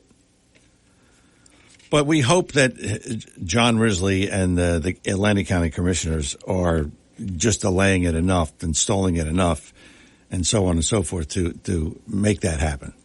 We will see. It is Talk with a Purpose every Saturday, 9 till noon, WPG Talk Radio 95.5. And I'm John DeMasi. We got a couple of things to talk about here, which we will get to in just a moment. But, you know, this thing about the school books and all of that, and I just don't understand this. I really don't. Hang on your next. I really don't understand how we can be deciding to have books read in school about anal sex to children. It doesn't compute. I could see my mother and father when I was a kid. My mother would have been, she was meek and mild, but when it came to her kid, no, she wasn't. I mean, I think she would have stood in front of the school and protested. Anal sex in schools? It's too much. We got Craig again, and we'll talk to him after the break, and maybe we'll talk to you at 609-407-1450. 609-407-1450 is our number here in the studio. I'm John DeMasi. More Talk with a Purpose after these words. The market is up. The market is down. I know from day to day, there's a fair amount of volatility. You worry, I worry. We all worry, but not so much when you have a sound financial plan that doesn't depend completely on the market. Hi, I'm Joe Yakovich with this Money Minute. You'll find some real insights in my new book, The Heart of Your Money, Inspiration for Financial Wellness. In this book, I explain in detail how I approach financial planning, retirement, insurance, and many other topics. For a free copy of my book, The Heart of Your Money, simply contact my office at 856-751-1771. That's 856-751-1771. Or you can email me at jyakovich@brokersifs.com. I'm Joe Yakovich with this Money Minute, and thanks for listening. Want to save money in these inflationary times? Write this number down. 855-910-1246. 855-910-1246. Text your number to that number and you'll be part of BF Mazzio's Text Message Club, where you'll receive specials and coupons that will save you money. BF Mazzio, the finest fresh fruit and produce you'll find anywhere. Gift baskets, catering for all occasions, and more. 601 New Road, Northfield. Online at bfmazzio.com. Your WPG Talk Radio 95.5 AccuWeather forecast for South Jersey. Less humid with times of clouds and sunshine this afternoon. Dry, warm weather in store for the weekend, my friend. High 88. Mainly clear, stargazing night with low 64. Partly sunny all day tomorrow. High up to 91 to wrap the weekend. More humid when you get back at it Monday. A thick cloud cover in the morning, then clouds and sun in the afternoon. We've got a thunderstorm Monday with a high 84. I'm AccuWeather's Ruth O'Brien on WPG Talk Radio 95.5. And we're back here on Talk with a Purpose. 609-407-1450 is our number here in the studio. 609-407-1450. I guess we didn't get enough of them the first hour, so we got them in again in the second hour. Craig in Northfield. Good morning. Welcome back. Well, you had a couple good callers on there, and they're all good callers. And let me just say about Matt, who used to call. I think about, and I miss his voice and his and the way he made you laugh. Yeah, he did. Yeah. He did, and he was a good time. But and I'm going to continue on with those artichokes. Yeah. That's what I'm going to tell you. I'm from the Amish country, so we never had artichokes. Yeah. But my wife, oh my God, she goes to Mazzio's. They got the best artichokes. Oh yeah, they do. They do. They do. And she makes them. And then we had a friend of mine over, and he's sniffing away, and he looks in there, and my wife goes, "Would you like one?"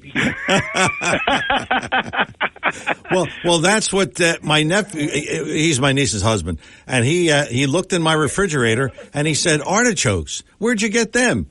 Yeah. And it was like he was from Mars. He lives in Gloucester County. So I said, Mazzio's. They have them every week, but I guess they don't. Gigantic. They are, yeah. They are, yes. They are gigantic and so fresh. I got to say, I've never seen a bad one come from the store, and I'm very particular. Yeah. But, I'm going to touch base on two things. Yes. One, the school board, you're so right about what you said, and I don't want to touch on that part.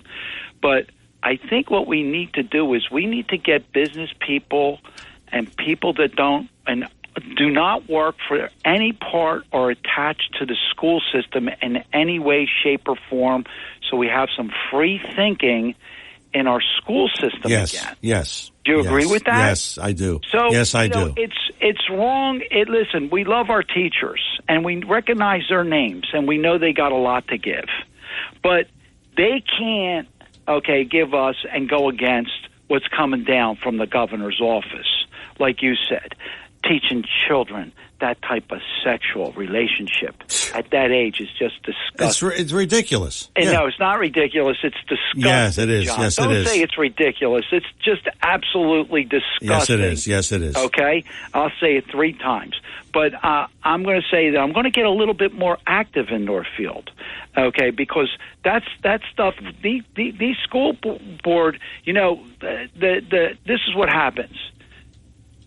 The teacher's afraid of the principal. The principal's afraid of the superintendent, and the superintendent's afraid of the school board, and the school board is afraid of the parents, and the parents are afraid of their children. Yeah. How am I doing? You're doing well. Okay. And that's not me. I'm going to tell you that's on my post today. A black woman said that. And you know what? She got the biggest applaud ever. Stop listening to your kids. They don't need to be happy when they go to school. That's right. They need to get to work. That's right. That's right. Because that's what's coming at them. But now, Chris Christie and the debate, and I did want to touch on that with Donald J. Trump. There's no way Donald J. Trump needs to go in and face 20 people. Let's whittle it down a little bit. When you get to the top 5, yeah, then we'll come in. Yeah. I think that's the appropriate time. Yes, don't you think? yes, yeah. The 20 people in a debate, that's because nobody has over 25%. Yes. That's right. Okay. Yeah. And anybody that thinks that Chris Christie got 40,000 people who couldn't sell 40,000 books, right? Yeah. Let's think about that. Am I wrong? No. Okay. Well, I bought one. And that would be way too much weight on one stage at one time. Oh. Okay. Good stuff. All right, John. You have a great weekend, You buddy. You too. Bill in North Carolina. Bill, good morning. Welcome to Talk with a Purpose. Hi, John. How are you this morning? Good. Bill, how are you? Good. I wanted to point out this concept that the experts, as you said, determined that there was no causality or connection between the wind turbine testing and the deaths of the whales and dolphins in that exact region. Yes. The way they worded it was they found no causality or correlation. Well, if you don't investigate something, you're unlikely to find the cause. Right. I cite the Hunter Biden investigation, or sorry, I shouldn't call it a Hunter Biden investigation, the cocaine investigation at the White House. If you don't interrogate anyone involved with the situation, you don't find anything, you close out an investigation. That's right. And what other drug investigation would destroy the cocaine within weeks after finding it? This stuff sits in evidence rooms. If it were you or I, they would be holding it in an evidence room potentially for years. Yeah. But in this investigation, we destroy evidence. That's what the Secret Service and the FBI does nowadays. Yeah. Does a half-baked investigation concludes there's nothing to see here, shuts down said investigation, then refuses to provide the evidence from the ongoing investigation that they've already announced they shut down, then destroys the associated evidence after interrogating no one. So what it really called about was you were talking about the wind turbines, and I am curious because it seems like everybody came late to the party with this. How come there wasn't this much activism when this stuff was put on the boards? Because it's been talked about for a long time. Yes. And I lived in New Jersey for over 50 years. You can't clear a lot to build a home without numerous EPA studies and the county and the state getting in the way, holding you up. Yeah. But somehow this thing's been fast-tracked. That's an attorney. How come somebody hasn't looked at, in a state where last I knew you were over $400 billion in debt, this governor's been able to put on the books to spend $30 billion more without any sort of referendum. Yeah. And now it's going to be forced on South Jersey based on the career politicians in North Jersey. Yeah. Well, I think originally when it first came up, I don't think people paid attention to it because it was a thing that they didn't really know anything about. But as we found out more, it became more that what is this thing all about? And, you know, when they talked about those things being as high as the Ocean Casino, have you been here recently? Have you seen the height of the Ocean Casino? I mean, that is a big building. They're going to be higher than that. So when they found that out and a few other things, it just became, and then they don't tell you, oh, it's going to power 400,000 homes.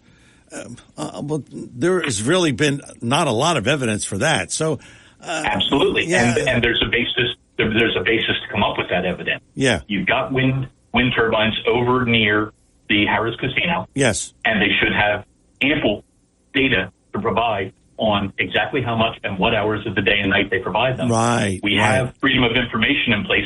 Where are the attorneys that should have investigated that and gone to the state? What's the state constitution say about him spending this amount of money. Yeah. And by the way, it was thrown out there as $30 billion when it was only going to be 100 of them, or the figures were different, obviously. Yeah. And it wasn't weeks later that they're already talking about, and now the increase in cost. Yeah. And we're now going to supplement a foreign company because the southern New Jersey municipalities are weaponizing their own systems to drag their feet to slow down the project. Yeah. I don't think that's an appropriate response. It might be necessary at this point because everybody was asleep at the switch. Right. But this is just weaponization of the government on both sides. And what Phil Murphy gets away with in that state is a big part of why I got out of there. Yeah, I don't blame you. I do not blame you. I mean, if it wasn't for the grandkids being here, I might think about getting out of here, too. Most people in New Jersey seem to have the attitude that they're stuck there as a result of family or their job. Right. And by the way, Bill, the tax break that we were supposed to get, Murphy switched that to Orsted. So, I heard that on your show last week, I believe. Yep. Yeah, it's really, I mean, it's just... the tax break that you have to go through providing personal information in order to qualify for, even when it gets canceled or you get told that you don't qualify for it. That's just a big government grab for more of your personal information. That's right. And a way to say, well, we can publicize it as we're going to give back this much money when we full well know only 60 or 70% of people will actually apply for it or actually get it. So it's a windfall for the government as well. That's right. Why should you have to be told by a politician, I'm going to give you a gift of your money back to you? Do something about property taxes and maybe people won't be leaving the way they are. I'm going to leave you with this thought, John. I had a 1,600 square foot home on about a third of an acre of land in Egg Harbor Township. Yes. I moved here to North Carolina 6 years ago. Yes. I have twice the home on about 4 times the property, and I pay half the property taxes. Jeez. And it's a new home. Now, man. That was a 40-year-old home at that point. So.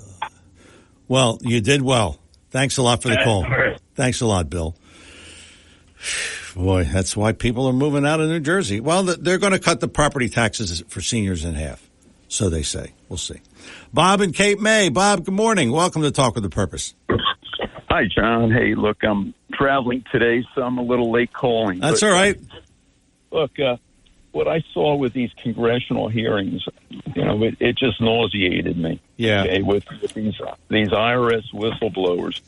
Yeah, they had the absolute evidence. They had the receipts. They've got the bank wire transfers, the suspicious activities reports. But more than that, they have the paper trail. And the paper trail of corruption leads to the Biden crime family. And, to watch these Democrat congressmen and women, and it's mostly the black ones, okay? I just have to say that. It's just a matter of evidence here, okay? They try to turn this on to some kind of a racist attack. Yeah. What? Are they kidding us? I mean, you talk about the poster child for white privilege. That's Hunter Biden. Yeah.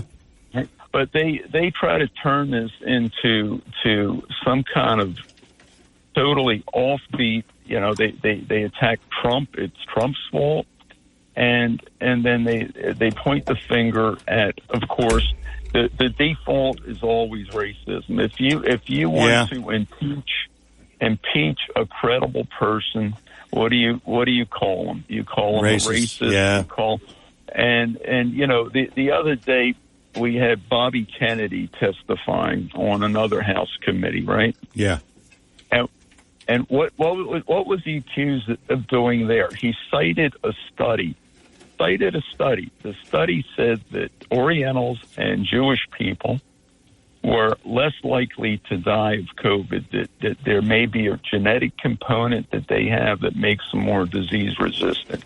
This horrible viper, Debbie Wasserman Schultz from Florida, she's awful. Oh, yeah. Yeah. We talked about her before. Yeah. We talked about her before. Well, she accused him of being an anti-Semite and a racist. Jeez. Bobby Kennedy Jr. Yeah. All right. So the least likely to be that.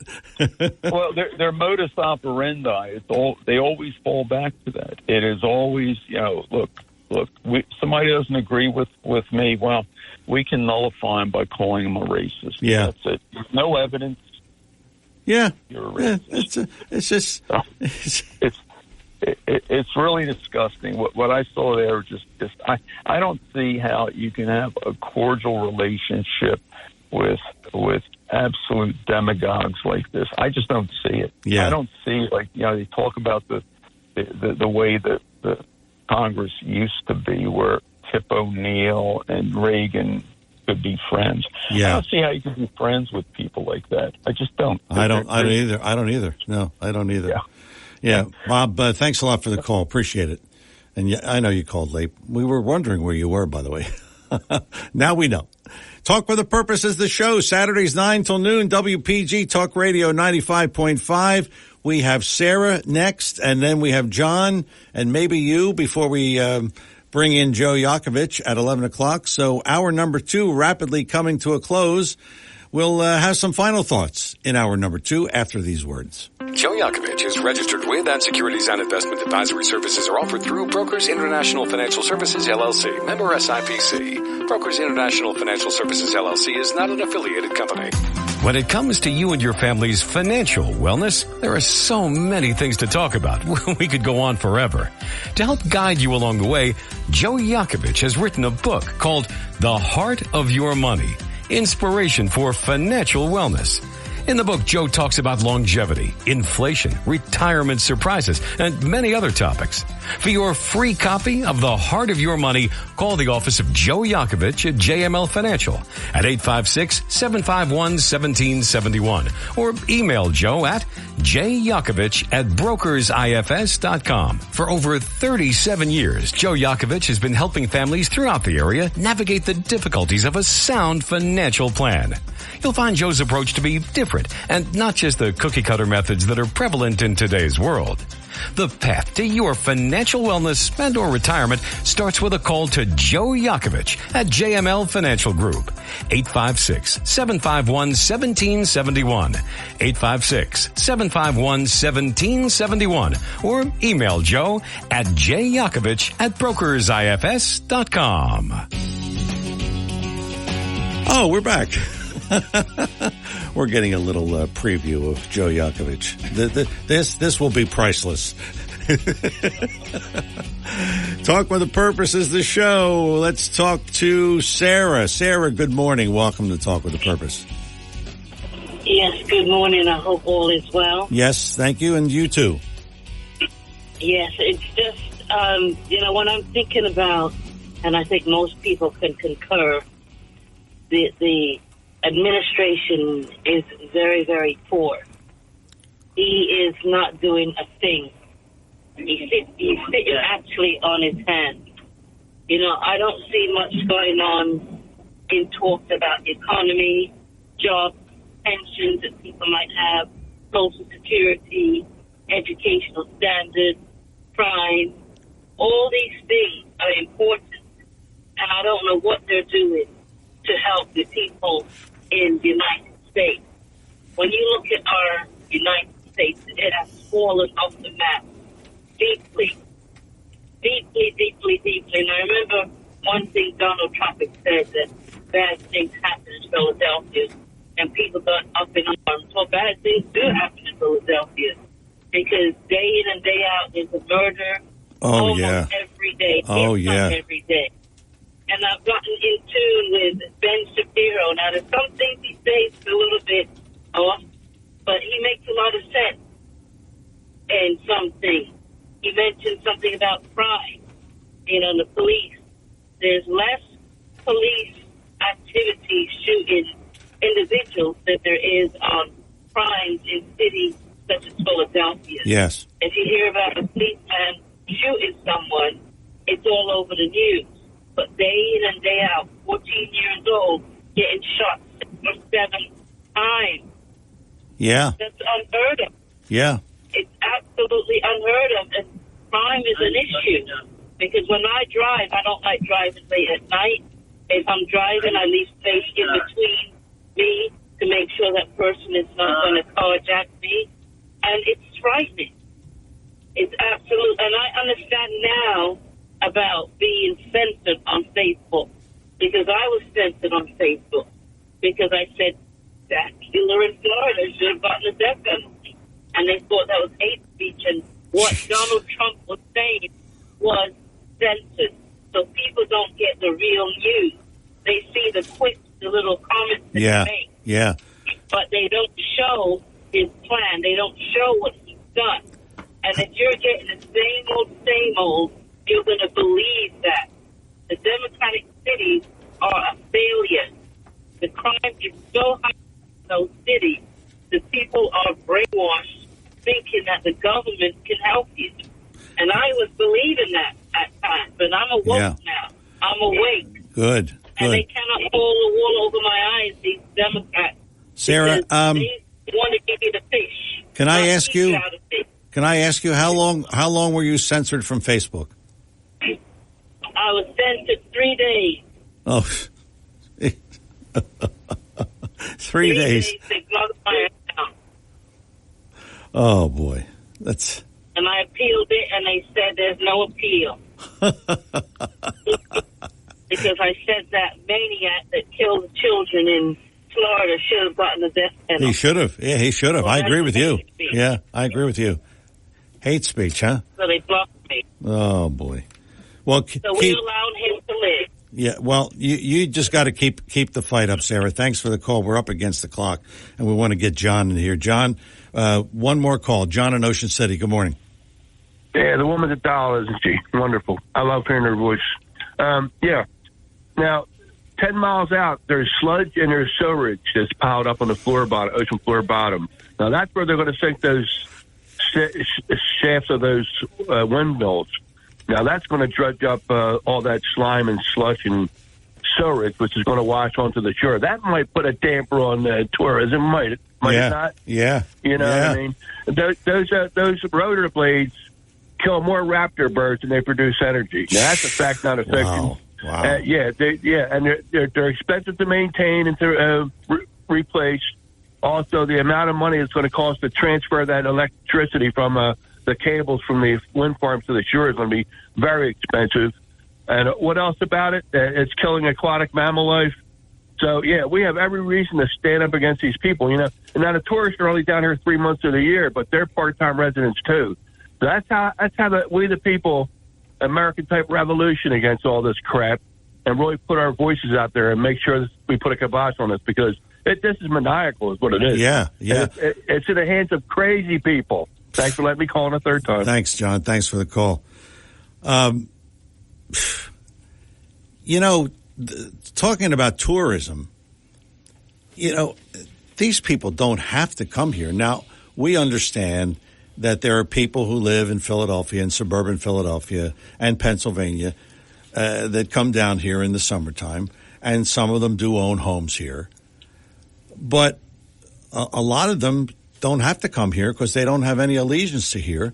I mean, they like the shore, and it's a family tradition in some cases, but they don't have to come here. They really don't. So they could go elsewhere. We want to lose that? This is the lifeblood of Atlantic County. Come on. Oh, well. Talk with a Purpose is the show. Saturdays 9 till noon. WPG Talk Radio 95.5. Hour number 2 is in the books. Hour number 3. The dude is here. The dude is going to talk about horseback riding, among other things. And he's going to talk some finances, too. Joe Yakovich coming up. Hour number 3 on the way. Don't go away.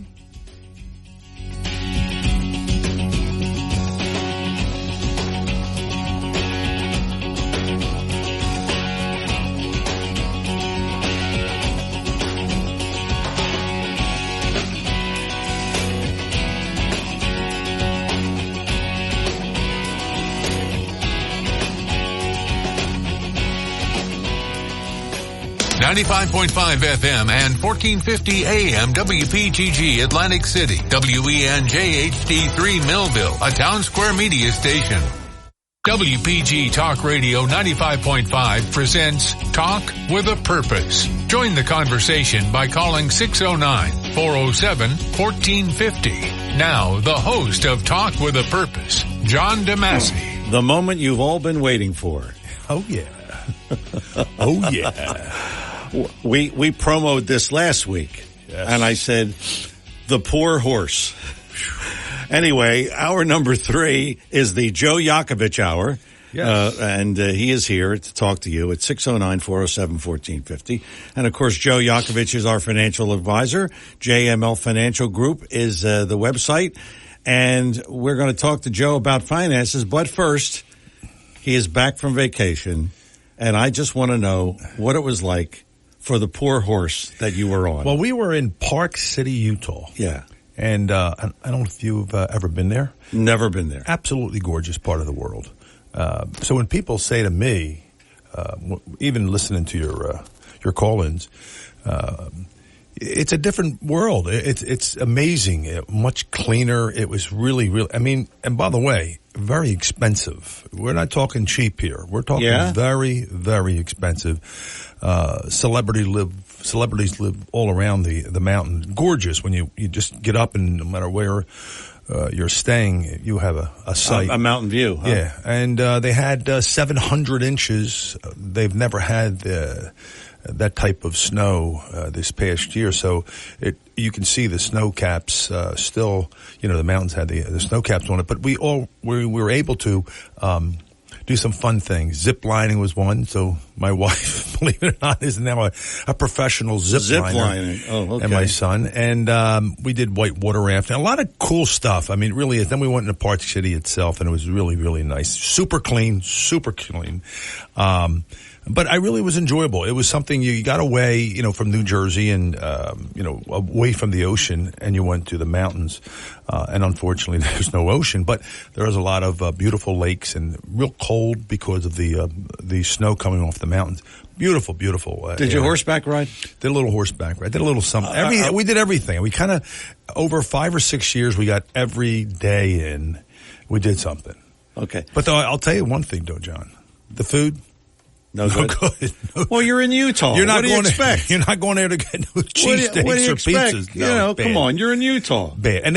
And what I also noticed, they close up shop quite early compared to, living on the East Coast. But there's no casinos there, right? Zero casino. All Mormonized part of the state. So it was interesting and it was fun. I mean, you saw another area of our country. And a state that only has 3 million people in it.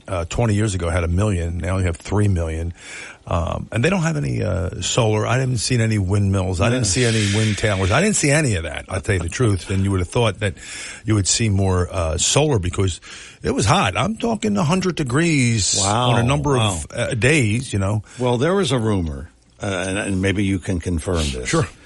That the place where you were staying, they contacted me. Okay. And they said that they had to get a special horse for you because you beat up a few of them. Yeah. So is there any truth to that rumor? No truth. We had fun. We're old horseback riders for the day. But I got some stuff. I bought a couple of cowboy hats and you came in with one. I mean, so I think you're John Wayne now. You came in like you were riding a horse. It was fun. It was really an interesting. And the people there are really, really nice people. I mean, it's different than living obviously in New Jersey or Pennsylvania or New York, but a great time. It was, and so when I'm explaining to people, even money wise, John, when you're having a conversation and you really are in tune with people's money and what they're doing and not doing, you get a chance to see other folks live, how they react, and what the costs are. I mean, besides the really high costs for garments, but also, I don't go. And I think I shared this with our audience a couple of weeks ago. I don't go out a lot to shop, but when I do, like for instance, a food store, yesterday was a perfect example. And that's why, part of our conversation today was going to be on inflation. And it really was shocking. We to talked me. about this earlier. I mean, I caught a little bit of it, and I went in there, John. I kid you not. I get liquid soap, for instance, and no particular brand. And the first time I'm like, hold on for something. There's something wrong here. So I'm looking at all the brands they have, and I'm thinking to myself, where's my $1.99 stuff that I get? And I get like 5 of them at one time. That $1.99, and maybe it was a misprint. Now it's $5.99. Whoa. And it was like, whoa. And I'm thinking to myself, wow, how can the average person, especially on retirement or getting ready to go into retirement, the affordability just for those type of things. So it really resonated with me. And because I'm still in the workforce and doing what I do, it's starting to catch up to us. I mean, I want people to really, truly understand this because it's not going to go away. That's right. So don't get this, inflation is only temporary. No, it's not temporary. We talked about this earlier. I went food shopping yesterday. Right. $8.99 for oil, regular oil, not olive oil. $8.99. And by the way, John, you know who causes inflation? I don't know if people understand what causes inflation. It's not you or I. It's the government. Truly. Yeah. They do two things that, unfortunately, it's supposed to be we, the people, control the government. The government controls us, it seems like. And one thing you need to understand is printing. You're not supposed to print as much as we have printed over the last just 5 years. Regardless Trump or Biden, it doesn't matter. Everyone has been doing this. That model is not working. And obviously, we're not strong enough as human beings, politicians, I'm not running, by the way, to stop this nightmare, number one. And two, John, I don't care where you go. I don't care what you own. I'm a business owner. Been doing it forever, it feels like. Love it. But if I spend more than I make, my business will eventually default. I'm out of business. Yeah. And what happens to our country, because we don't have good financial business-minded people, and by the way, also, just as we're talking, I used to be, back in the day, on the school board. And I'm going to point out one thing when you were talking and people were talking. I was on the school board. Yes. Back before this nightmare has occurred with our schools. And they were passing stuff, for the superintendent. Whoa. And I said, what is that about? Now, I'm of 10 people. And they were increasing the superintendent's income, in terms of how much percentage they were going to give them the following year. And I went, whoa, where are you going with that number? What do you mean? We vote on it? No. You're not voting on that. You're not voting on a double-digit increase where everyone else is, doing moderately okay, and with 2 or 3%, you're giving him that much more. I don't need the guy. I'll get another guy in here that will do it for less and want to do what maybe he has not done. Yeah. So I've seen it up close and personal, being on the board. Yeah. So I'm not saying all school board. No. You have to really have somebody in the game, almost like having a camera in the meeting room to say, hold on, that's not supposed to happen, folks. This is not supposed to continue to happen, and we need to stop it quickly. How do we do that? That's the biggest concern of all of us. We always hear, John, it's sad, the doom and gloom stuff. But no one stepped up and said, no, that's not happening, brother. You're not coming here with that. Go away, and, so. All right, Talk with the Purpose of the show, Saturdays 9 till noon, WPG Talk Radio 95.5. I'm John DeMasi with the one and only Joe Yakovich. Joe is JML Financial, his website, jmlfinancialgroup.com. And today, Joe is going to talk about the national debt and how it's affecting us. I mean, I know you've talked about this a lot. Right. But I never thought that if we're at 32 trillion or 33 trillion or whatever the trillion is, that this affects us. This is going to affect us. But think about what we've done, John. We have promised everything under the stars to people. The Social Security, Medicare. We can get around those things. But to be a profitable country, we can't continue to go down the pike. I mean, it's sad as it may be. We're $32.5 trillion already and exploding at $865 billion in 1 month. Believe me, that's larger than Finland, Hong Kong, Greece combined, their GDP. And this didn't happen, not in 2008 and not in 2002. We need to navigate through this challenges that are ahead of us, and people don't realize it. We're going to wake up 10 years from now and say, whoa, what happened here? What just went play? And all those folks that are now 55, 60, and now will be 70 and 75 and older, they're going to have a rude awakening. really rude awakening, because where are they getting all this money to pay for all these things? And that's a big concern when I do planning for people, is not running out of money, but because we have continuously printed money and continue to, we're bad managers of our own country of money. It really is a sad. So when I hear people quack all the time about the Trump guy, I'm not particularly loving what he has, some of the things he has said, but he's a businessman. And you got to pick on him also. But as a businessman, he's looking out for our best interests. Yeah, he's going to have his pop, but nothing more than what I've seen over the last 4 years. And my concerns are it's going to catch up to us. You can say what you will. You can play the game, but you know what? The game's going to bite everyone at the end. That's what I'm afraid of. So what are some of the things to consider for people that are looking to enter retirement soon? Like, let's say maybe a year or 2 or 3. Right, and that's a big concern, John. Within 5 years, we're looking at higher taxes. I mean, right now, taxes are at the all-time low.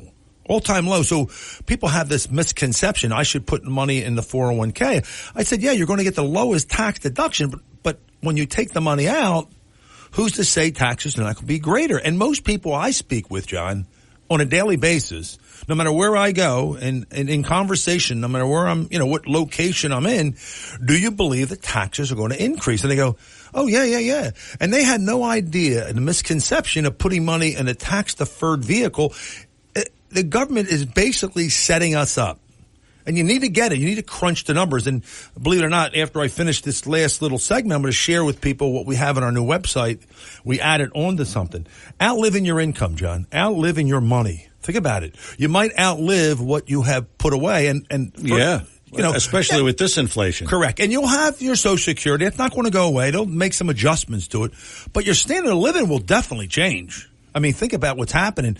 I don't know if you know this.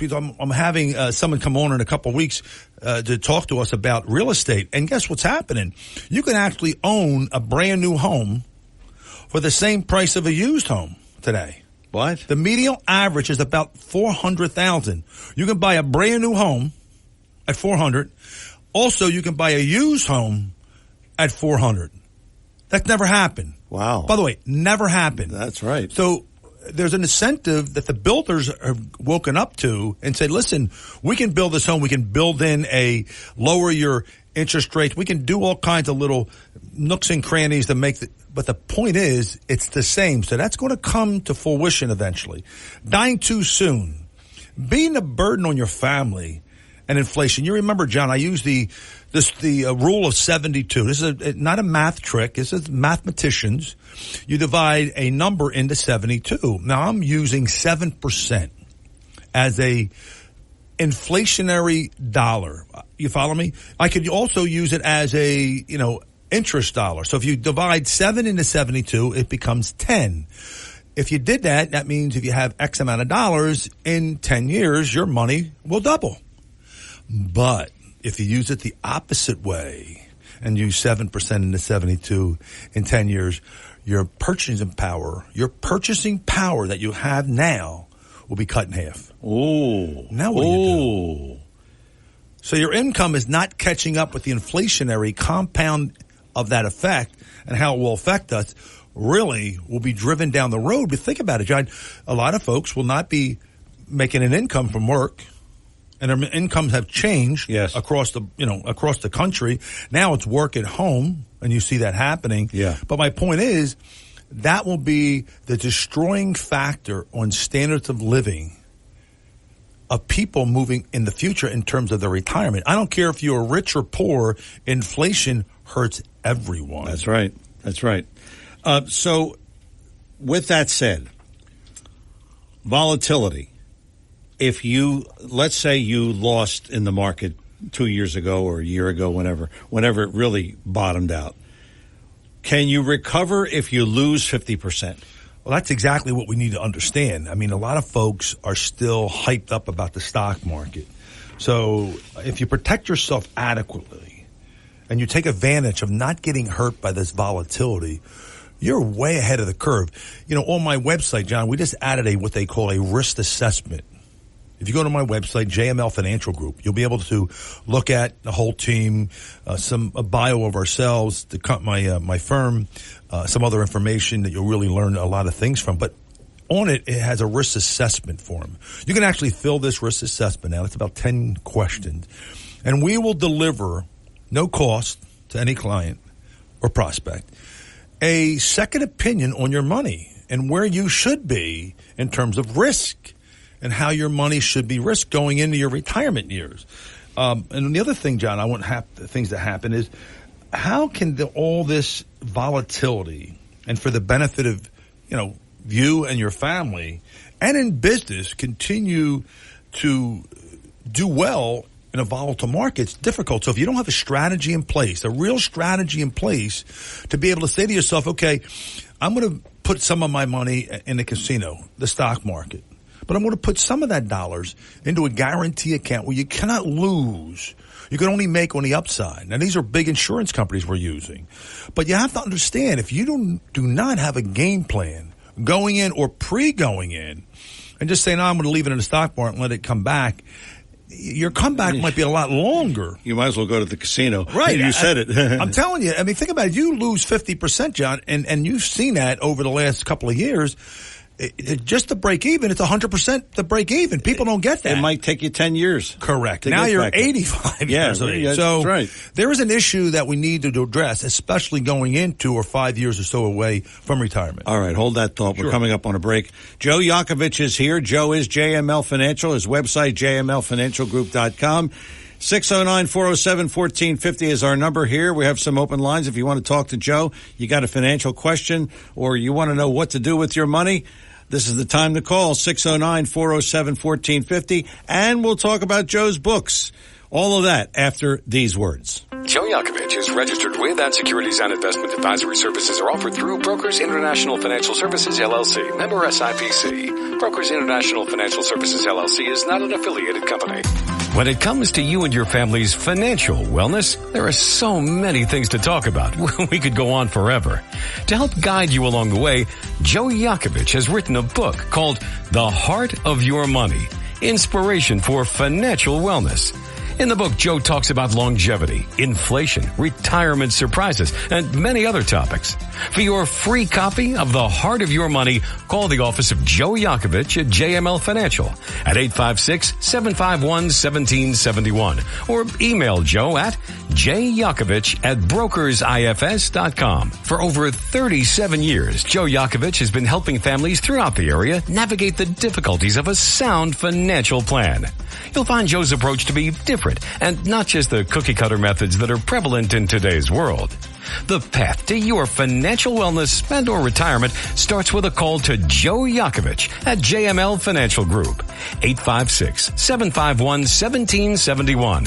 856-751-1771. Or email Joe at jyakovich@brokersifs.com. Want to save money in these inflationary times? Write this number down. 855-910-1246. 855-910-1246. Text your number to that number and you'll be part of BF Mazzio's Text Message Club, where you'll receive specials and coupons that will save you money. BF Mazzio, the finest fresh fruit and produce you'll find anywhere. Gift baskets, catering for all occasions, and more. 601 New Road, Northfield. Online at bfmazzio.com. Oh, we're back. We are back. Joe Yakovich, available during the week. 856-751-1771. 856-751-1771. That's his number. And his website, jmlfinancialgroup.com. Let's give out your books. We have Heart of Your Money, and then we just did Bulletproof Your Retirement, we just did a remake of that. Changed a few things in it, and that's a great, it's a great book to read. There's no cost. I hand it out when I meet with people. Basic fundamentals. We talk about taxes. We talk about inflation. We talk about income. We talk about having being a burden on your family. And what can we do now, today, not 5 years from now? What can we do today to change your trajectory of your money? Because all it does is if you do what we're talking about, you lose a little bit. It's your whole end game changes. So if somebody's not speaking with you 5 years out and you're not being proactive, it's on your head now.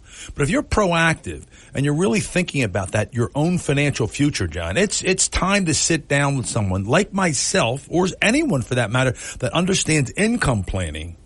It's not about accumulation planning, John. Just putting the money away is somewhat simple. That's easy. So, I mean, think about it, everyone. Yeah. We see what's going on. You diversify a little bit, and you do your best to put it away. But you have a timeline of maybe 20 or 30 years. But when you flip the coin and you're in retirement and you have maybe 20 or 30 years to take that money and make sure it doesn't run out before you do. Well, now what do you do? The game is a change. It's a completely change. I'll give you an example, even from what we're saying. We were in Park City, Utah, and we did some trailblazing up this mountain. Now, I'm talking serious. We're not talking about no Poconos. We're talking 10,000 feet up. And as I was going, and I was tripping along, man, my son, I look over, my wife's on the sideline. I said, "You all right, honey?" "Yeah, I got a little break here, and a little breathing, a little difficult because of the air."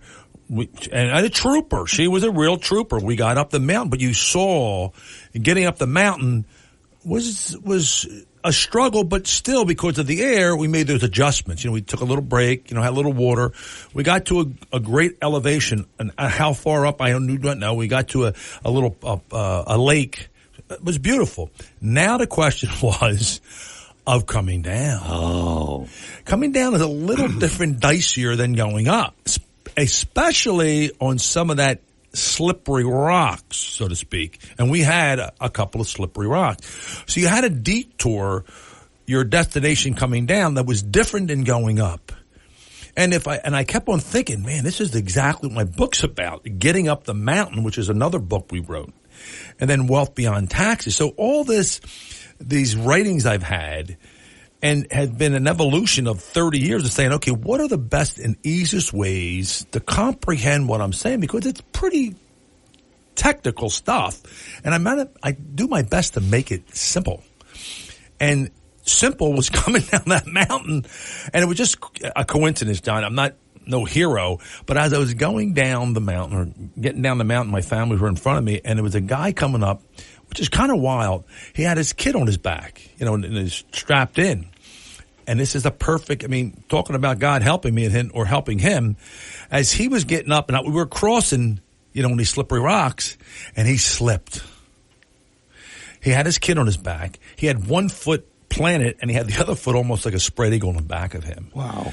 I said, "Yo, bud, I'm here." I handed my big claw out to him. He grabbed a hold of me. I pulled him up, and he went on his merry way. But it just proves a point. It's different in every situation that you're talking to people about what the potential pitfalls can be. Yes. That could hurt you, and you might not ever recover from those things. So that's right. You need to have a plan of action and making sure you have a direction where you should be going. All right. 609-407-1450 is our number. If you want a copy of any of Joe's books, you want them all, just call the show right now.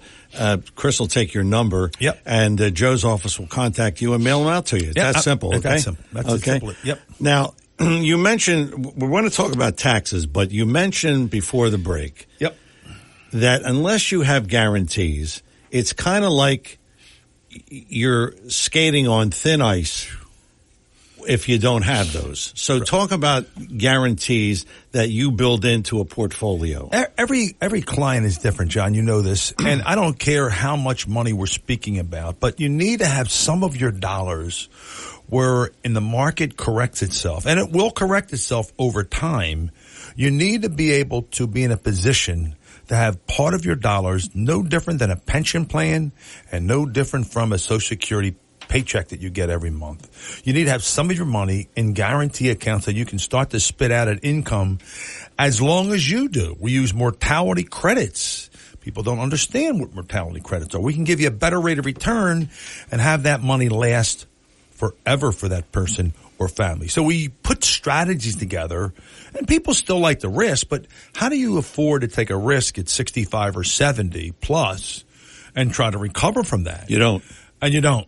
You might pick, and by the way, for those of you that are believing, I can buy, dividend paying stocks and all. okay, well, that might be okay some 10 years ago. I'm not saying it today, but what's happening, if you factor in dividend paying stocks, you probably at this point right now, I'm talking about right now, to go into a 6 to 9% CD at 5.5%. So there's a lot of other things you need to be concerned with, but be proactive. I mean, have someone that sit with you to say, what would you do? We picked up a couple clients from the show. We sat down with them and they were all over the place. I said, how do you control that? They have no idea whether it's half their money. And that's typical, by the way, right? Very typical, John. Very typical. And we try to organize now. Like our first thing is we organize you and seeing what you have. Where do you want to be? Do you want to leave money to your family member or charity? How much income are going to need in the future? We try to do our best to see what they have now, pension plan, Social Security, et cetera. Or do they have any insurance that they're going to be left to from inheritances? So it's a lot of conversations we have. But once we put a plan together for that person, John, it seems like it's almost... how do I explain it? It's iconic because you can almost feel that their stress level decreases dramatically. Like they're like, wow, you did us a favor by putting us in the right direction. It was it wasn't difficult, but when you share with people information and you share with them, and by the questions that you ask, because I'm looking for the answers and not telling them what to do, I'm asking them, how do you feel about this? And how do you feel about what we're doing? And I get them to kind of open up somewhat. And before you know it, they're doing all the talking and saying, yeah, this is what I want. Can you do that? Yes, I can. I want to do this. No, you're not going to be able to do that because of this. So I give them a roadmap to go down where they can't falter. It's like, have you ever played when you were a kid? You did it last week, but have you ever played, have you ever went bowling? Yes. Well, you remember those little bumper things on the side of things? Yes. Well, think about it. I'm the bumpers. Yes. You can't go in an alley. You're going somewhere down the middle. You're hoping, I bowl with my grandson. So you get those. He uses the bumpers, yeah. By the way, I use them too. And that's kind of what we do, John. We are your bumpers to get your ball as straight as we can down the middle if we can. But there's going to be some sidebars like we've seen with inflation and taxes and all the things that the government's been throwing at us. I mean, we're the really nasty part of my profession, because I don't know, and I'm shocked on some of the things I hear that the government throws out there that really deter the long range goal. Like you said earlier, oh yeah, this is going to save us money. I don't know where you've been. Save you where? I mean, 400 jobs. Where are you getting these jobs at? I mean, we've just seen what just happened. I mean, it's so obvious to us, and it's gotten very frustrating for the American public because we are no better than Russia and China when it comes to corruption here. Yeah. This is not supposed to be this. So someone has to step in and say, whoa, this madness must stop, and let's put a plan together for people to help them. They're not helping them. They really are. All the things that I've heard, it has hurt all my clients, and they all make between $80,000 and $500,000. There's a lot of listeners here that make those type of incomes, and I didn't see one person and go, oh yeah, you've really helped us on some of the things you've done. So we're ready. Okay. Speaking of ready, we got a call. One of your friends. One of my court. Hey, hello. Al. Good morning, Al. Hey, good morning, guys. How are you? Hey, Al. I just got off I did a piece here. I'm glad you called in, Al. I know you're busy today. I wanted to grab you for one thing. In the housing market, what I'm seeing, what I just read just like yesterday, you're seeing new home buying, medium priced homes and used homes almost the same. Now, I don't know about this year, but, nationwide, that's what's starting to happen. Now, how long that's going to happen, I do not know. And who's going to wake up first, the buyers or the sellers? Can you comment on that at all? Just to clarify, you said that medium-priced homes are equivalent to the price of a new home. Right. I mean, a home that's older is trading at the same amount that a brand new constructed home is. Correct. Is that correct? That's what's happening today. Well, it's a little bit of a challenge to answer, but I'll give you my 17 years and what I'm seeing in the market. Typically, new homes are going to be a little bit pricier than a home that's older, 5, 6, 8 years, whatever, for the simple fact that the material to build a new home now is 3 times what it cost to build that home 10 years ago. So that's factored into the builder's acquisition, the builder's cost, the price of material, blah, blah, blah, blah, blah. So typically, new home prices are going to be higher for that reason. However, there's such a demand for housing all across the board. New home, old home, falling down home, don't care, whatever home. There's 12 buyers for every home. So if it's priced at, I don't know, let's use the average sale price. I think it's $350 in our area. They were using like Al. They were using like $415 as a medium average. Okay, so let's say it's 4. Make the numbers easy. Okay. A $400,000 house that goes on the market today, if it's nice and move in, maybe needs some cosmetics, whatever. Most likely, it's going to trade at $425, maybe even $450, because of the demand. So that's why the prices of homes 8, 10 years old or ever old are going to get a higher price, almost, not quite, but almost matching the price of a new home because of the demand for it. And I think that kind of answers the question a little bit. I think it makes sense that way to explain why an older home would be almost getting as much money as a new home is because the bidding goes up. And with a developer, when he's got, and there's not many in our area, Joe, they don't put 100 homes up at a time anymore. Right. You know, maybe 2, 3, 6, 8, maybe 11. And that'd be a lot. So if you got 11 and the developer's opening it up to the market, well, you're going to do that little trailer with the desk, and all the buyers are going to come in and lock up their lots, and they're going to be done in 2 weeks. They're going to be sold out. Right. So that's what's happening. I hope that helps. Is that there's still a bidding war, Al, for homes? There is. Yes? There is. Every deal. Oh, man. Every deal. And it's no matter what the condition, if it's, you know, the thing with some of these older homes, depends on the condition, obviously, but a lot of buyers, to get the deal, forget about the price, that's one component of the offer, it's also price and terms. Okay, what are your terms? Well, we're not doing any inspections. We're going to take it as is. We'll settle in 2 weeks. We'll do whatever. I want the house. Right. So even an older home that might need $30,000, $40,000, $50,000 in repairs, if that much, they're waiving it. They're not to worry about it. We'll do them. We'll get to it. So that tells you a little bit about demand in this market. Good stuff, Al. Thanks for calling. Thanks, Appreciate Al. Have it. a great day, bud. Appreciate calling in, bud. You too, guys. You got it. Talk with a Purpose is the show, Saturdays 9 till noon, WPG Talk Radio 95.5. Joe Yakovich is here and friends. Well, we're all contributing to this. What happens is I try, like Al's from Keller Williams, local. He's in Morristown and Northfield, his office. And I use him, and he's well versed in this particular area. But you want to get another view, and you're going to the source, a person that works the profession, in a residential market. For us, for you and I, John, we're dealing with in the shore area, but I'm also having an office in Cherry Hill, so right. I get a chance to see both sides of this coin.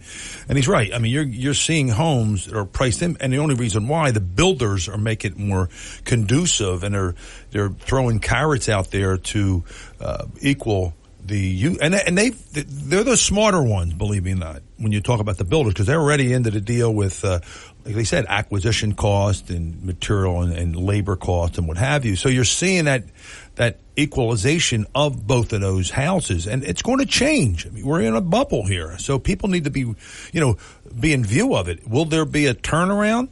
I'm hoping it will be, to settle down this home buying spree, and hopefully with interest rates coming down. But right now we are at a 7% or give or take close to it mortgage rate, where we had 2% or 3% not too long ago. So you see what just happened. Yeah. Okay, we're coming up on a break. 609-407-1450 is our number here in the studio, 609-407-1450. Talk with a Purpose is the show. I'm John DeMasi with Joe Yakovich. Joe is JML Financial, his website, jmlfinancialgroup.com, and he is here to talk finances with you. And if you got something you want to talk about or you want to ask him, hey, now's the time to call, 609-407-1450. We're coming back with more with Joe Yakovich after these words. If you're interested in driving one of the finest automobiles on the market today, then you'll want to check out all of the fabulous new and pre-owned Lexus at Lexus of Atlantic City. Lexus of Atlantic City, 3169 Fire Road in EHT. Driving a Lexus is like no other vehicle on the market. Test drive one for yourself at Lexus of Atlantic City. Whether it's new or pre-owned, you'll be more than satisfied. In fact, Lexus is consistently number one when it comes to customer satisfaction.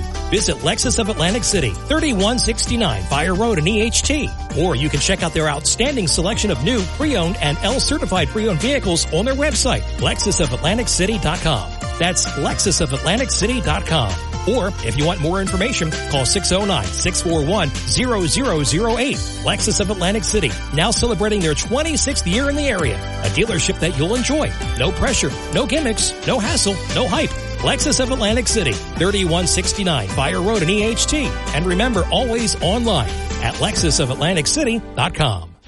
Your WPG Talk Radio 95.5 AccuWeather forecast for South Jersey. Less humid with times of clouds and sunshine this afternoon. Dry, warm weather in store for the weekend, my friend. High 88. Mainly clear, stargazing night with low 64. Partly sunny all day tomorrow. High up to 91 to wrap the weekend. More humid when you get back at it Monday. A thick cloud cover in the morning, then clouds and sun in the afternoon. We've got a thunderstorm Monday with a high 84. I'm AccuWeather's Ruth O'Brien on WPG Talk Radio 95.5. We are back here with Joe Yakovich. Joe is JML Financial. If you want to reach him during the week, 856-751-1771. 856-751-1771. You want to call and make an appointment, Joe will sit down with you. It doesn't cost you anything. He'll sit down with you and try to straighten out your situation. And you heard he's sat down with a few people here from the radio show, and, you know, it's just, they're all over the place. So yeah. Joe kind of streamlines things for you and makes it very simple. Yep. 856-751-1771 and his website, jmlfinancialgroup.com, jmlfinancialgroup.com. You want to talk to Joe right now, 609-407-1450 is our number here in the studio. We're going to talk about taxes, Joe. My favorite subject to talk about, you know. My favorite subject too. You know, it's not a good thing, taxes where they are today. Well, you know. What would you say if we taxed every person? We're only picking up so much, and well, there's other issues, John. If you think about it, and people ask me, you know, where do you get that information from? Because you said a little earlier on your program at 10. About experts, and some of your callers said, you know, who's the expert? You know, where do you find these experts? I love that. Yeah, I always say, okay. Experts say. I don't know what the expert, and I don't know if I'm an expert. All I do is share with you information. I'll give you a perfect example for all of you that you could listen to and retrieve. It's free. It's called Wage Statistics. Wage Statistics, and it's a website that basically will tell you what the income is for people today, like today, this second, not 5 years from now, or projection. And you'll see for yourself, you know, the problem that we're faced with this country because of the wage statistics, and you're seeing inflation go up and because of taxes. So think about this, John. We have not only issues with the ammunition creation that we just occurred. We don't have enough ammunition. We can't make it fast enough. We also have what type of quality health care that's really going to start to stem from the COVID and bite us down the road because the costs have been completely driven up. You have these disasters, John. You see a flood and a fire like it's no big deal today. Yeah. Like before, it was like, wow, look at that. Now it's become almost common.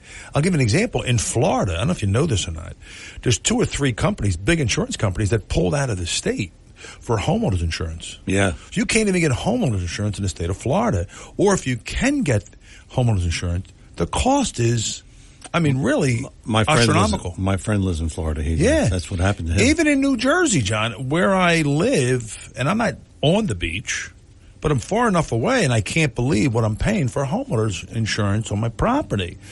And I'm all in brick, so, you're not burning mine down. But, my point is, it's a big cost for this. And flood insurance, too. Right, flood insurance. So we're going to need more taxes in the future. And we can't raise it fast enough, John, to resume and keep the revenue going on in our country. So that's our biggest concern. Now, people say, well, we're going to be in a lower tax bracket because I don't make enough income. That's their comeback to me. That's what they say to me. Yeah. I said, hold on, let's back up here. You're making X, and let's just say it's $3,000 a month, and you haven't thought about it that, your $3,000 a month that you are taking in might be cut in half because of inflation. Now, you'll have to take out more money from your other investment, but where's it written where because they need more money, because of all the things they promised us, instead of starting your tax bracket at 10%, they don't start it at 25 or 30%. That's the starting point, and then go up from there. So don't tell me that taxes are going to be low for the rest of your life. It might not be the case here. So I need people to be aware of that, or at least have a conversation that you're prepared for it. Correct. That's what because what you do is prepare people for. Because I don't know. Yes. I'm not a crystal ball reader. Right. Mine's not as good or bad than yours, but we need to prepare. We need to have like when you're going into whatever, you need to be prepared for what you're going about to see. And we don't know what's going to happen because we don't know who's in office. It can change the game on us anytime they want. All right, we're going to talk to John in Ocean City. John, you're on with Joe Yakovich. Good morning. Good morning, John. Good morning. So life's akin to climbing a 24-foot high in elevation Rocky Mountain in Utah. Well, you don't want to miss your step, do you? John, have you ever been here before? No, but my physical therapist goes skiing there every winter after he was born and raised. It is the mecca of skiing, John. It had think about it, John, 700 inches of snow this past, and most of it has already been melted, but it's absolutely gorgeous. It really is. Yeah, it's part of God's creation, and God bless Mama America. Yeah. Amen. Now, not having your eggs in one basket, that's what you're talking about. We have insolvency with our banks, so where the banks can't protect you, the insurance companies take over. But there's insolvency there, too. They're insolvent, too. So do you also teach your clients how to keep a vulture eye or an eagle eye on that money and make sure you can pull it out at the right time, too? That's my question. Thank you. Johnny, you have hit the nail right on its head because not too many people would ask that question, but I bring it up. Yes, I deal with companies. We use a different rating system. It's called the TSR system. It actually looks at transparency of the underlying portfolio of an insurance company. I also believe, John, that people, if they really knew this, that the banking system is in major dire strait here. We're teetering on some possibility of disaster. People don't get that. They just, go through life and I want to go to the beach today. I get it. But when you're dealing with insurance companies, John, we deal with fraternal order companies. I deal with very solvent companies. I look at that. I used to look at it when I started out in the business 40 years ago, give or take, but it wasn't as interesting for the client. Now it became, to me, like I got to start to look at this a little deeper because some of these companies, they're selling away with derivatives that you don't even know or have to know what they're doing, especially transferring from a mutual company to a stock company. Not to go into the weeds, but it is very important for me when I'm presenting an insurance carrier that I show the client or represent a client that understands that this is the financial strength, this is what it has in its portfolio, and the likelihood that we're seeing today in the portfolio are going to hold up as long as possible. Where other companies, if you don't look at that and you look at the rating systems, that doesn't really tell you the full truth of a company. But very good point, John, because that's what we do a lot of, and making sure we evaluate the underlying portfolio of an insurance company.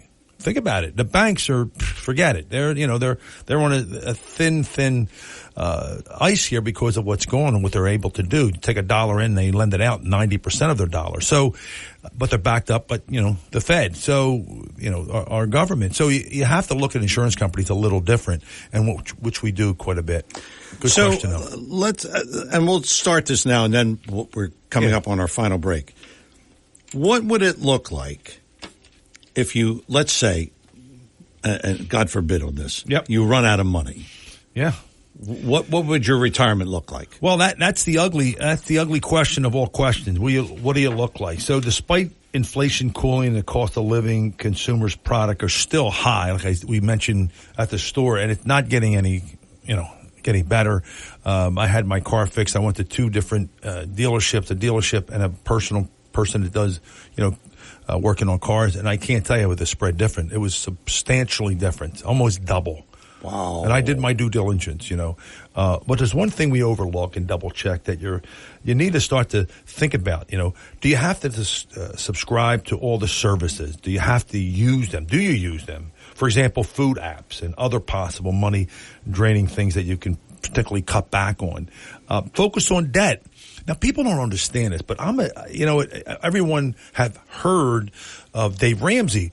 Good theory, but doesn't have money at the end, John. Yeah. Our philosophy is we get you out of debt as fast as possible, but in the same breath, we're having you save money, the what and how we do, the strategy we present. People go, really? I say you pay the same amount of money to your debt, and after you pay it off, we don't have you stop paying it off. You have it put someplace to save, a compound interest effect, so to speak. So the lost opportunity, that money goes away. No, we're going to capture that back and put into an account that at the end of the day, your debt will be paid off much faster, but you'll have a chunk of money at the end. And also the most important thing, John, as I speak about debt, and we have a program we use to implement, it's called Debt Free for Life strategy that we sit people depending again, how much debt they have. But again, once you've taken the debt down and you've gotten rid of the debt, now it's time to kick in the savings amount. Making sure you set it up properly. Again, before 5 years, we need to look at retirement. And if you tell me you got 15 years out, then we can look at things differently because we have a time horizon that we can take advantage of and still mirror some of the things in the market. But when it comes to 5 years out, John, it's time to look at income planning. It's not a question of if, it's a question of when. And my big belief is right now, debt, if you have a lot of debt, you need, I know this is going to sound kind of oxymoron for me, you need life insurance. Why? Because it covers, if the major person gets all the income for the family in, if that person passes, if they're having a problem now of covering costs, if that main person, the breadwinner, goes down, either through a disability or dies, what happens to the rest of the family? Or they have to go into a facility. What happens to the family? So we put plans together as we knock down the debt and also save simultaneously. And that's the thing that we share with our clients. We educate them on that area, and they go, oh, wow, I never thought about that. And I get this all the time now, which is really kind of cool when I'm talking to them. I never thought about that. Yeah. And when you hear that, you go, oh, they got it. And it's easy to understand when you sit down with somebody that looks at everything with them. Okay, we're coming up on our final break of the morning. It is Talk with a Purpose every Saturday, 9 till noon, WPG Talk Radio 95.5. I'm John DeMasi. Joe Yakovich is here. Joe is our financial guy, and he's got a few more thoughts here on the show. 609-407-1450 is our number here, 609-407-1450. Final thoughts with Joe Yakovich after these words. When it comes to you and your family's financial wellness, there are so many things to talk about. We could go on forever. To help guide you along the way, Joe Yakovich has written a book called The Heart of Your Money, Inspiration for Financial Wellness. In the book, Joe talks about longevity, inflation, retirement surprises, and many other topics. For your free copy of The Heart of Your Money, call the office of Joe Yakovich at JML Financial at 856-751-1771 or email Joe at jyakovich@brokersifs.com. For over 37 years, Joe Yakovich has been helping families throughout the area navigate the difficulties of a sound financial plan. You'll find Joe's approach to be different and not just the cookie-cutter methods that are prevalent in today's world. The path to your financial wellness and or retirement starts with a call to Joe Yakovich at JML Financial Group. 856-751-1771. 856-751-1771. Or email Joe at jyakovich@brokersifs.com. Joe Yakovich is registered with, and securities and investment advisory services are offered through Brokers International Financial Services, LLC. Member SIPC. Brokers International Financial Services, LLC is not an affiliated company. Joe Yakovich, he is here, and he is available during the week at 856-751-1771. That is the number in his office.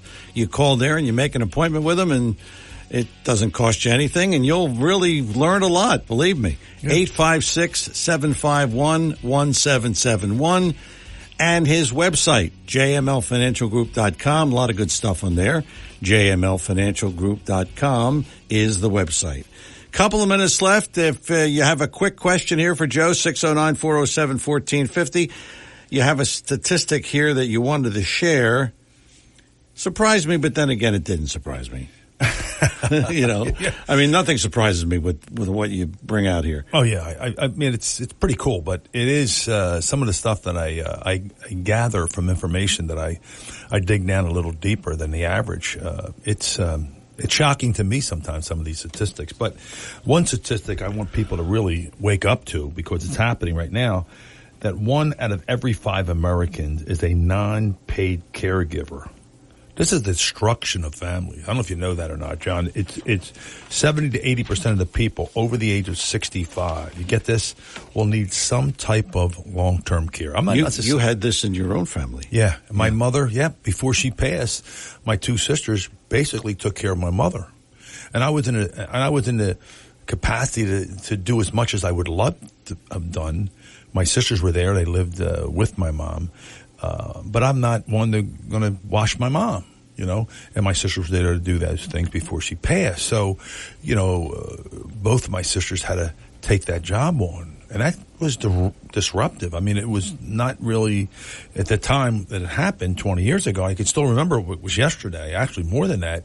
Today, if you fast forward this and you have people living all over the country to be able to take care of mom and dad, what does it look like? You know, it's very, very, in terms of concerning of me. And if you don't have a plan together, and these are the type of conversations that I initiate with the people, the individual that are going through this stuff. And when it really is alarming, John, that I see more and more of it today than I've ever seen before. And one of the reasons, because people are what?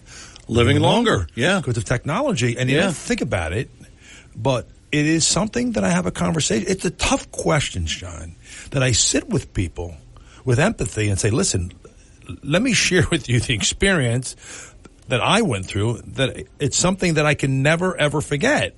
You know, it's really embedded. I can talk about it like it was yesterday, and it was 20 plus years ago. Think about it. So it really resonated with me to talk to people and say, let's get this straight. Let's put the plan together. Let's make sure that these things will never happen to.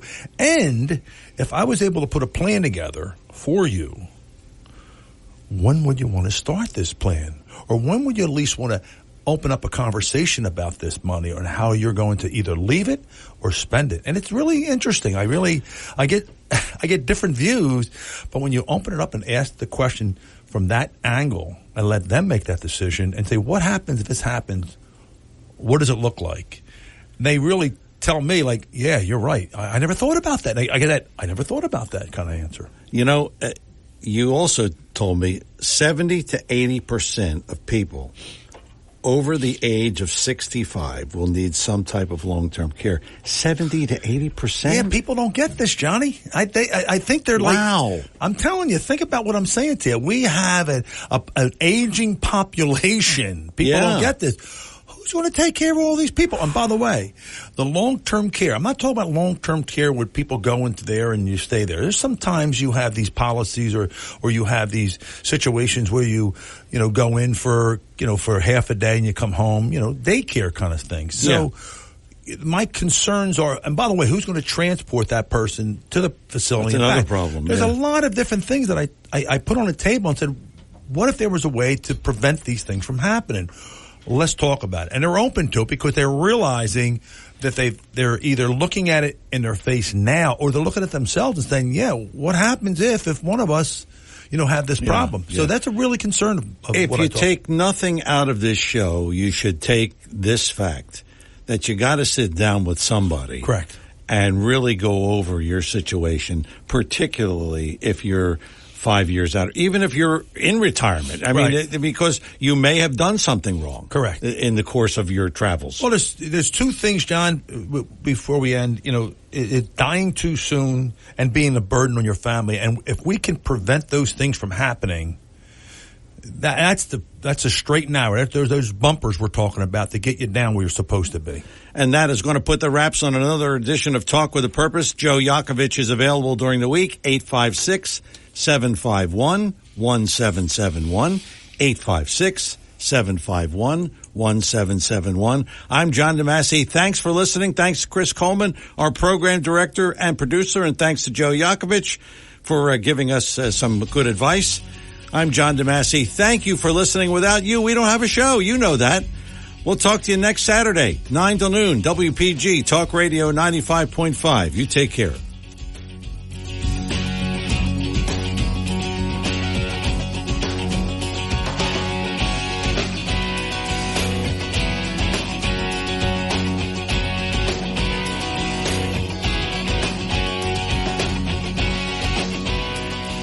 The preceding program was paid for and presented by John DeMasi.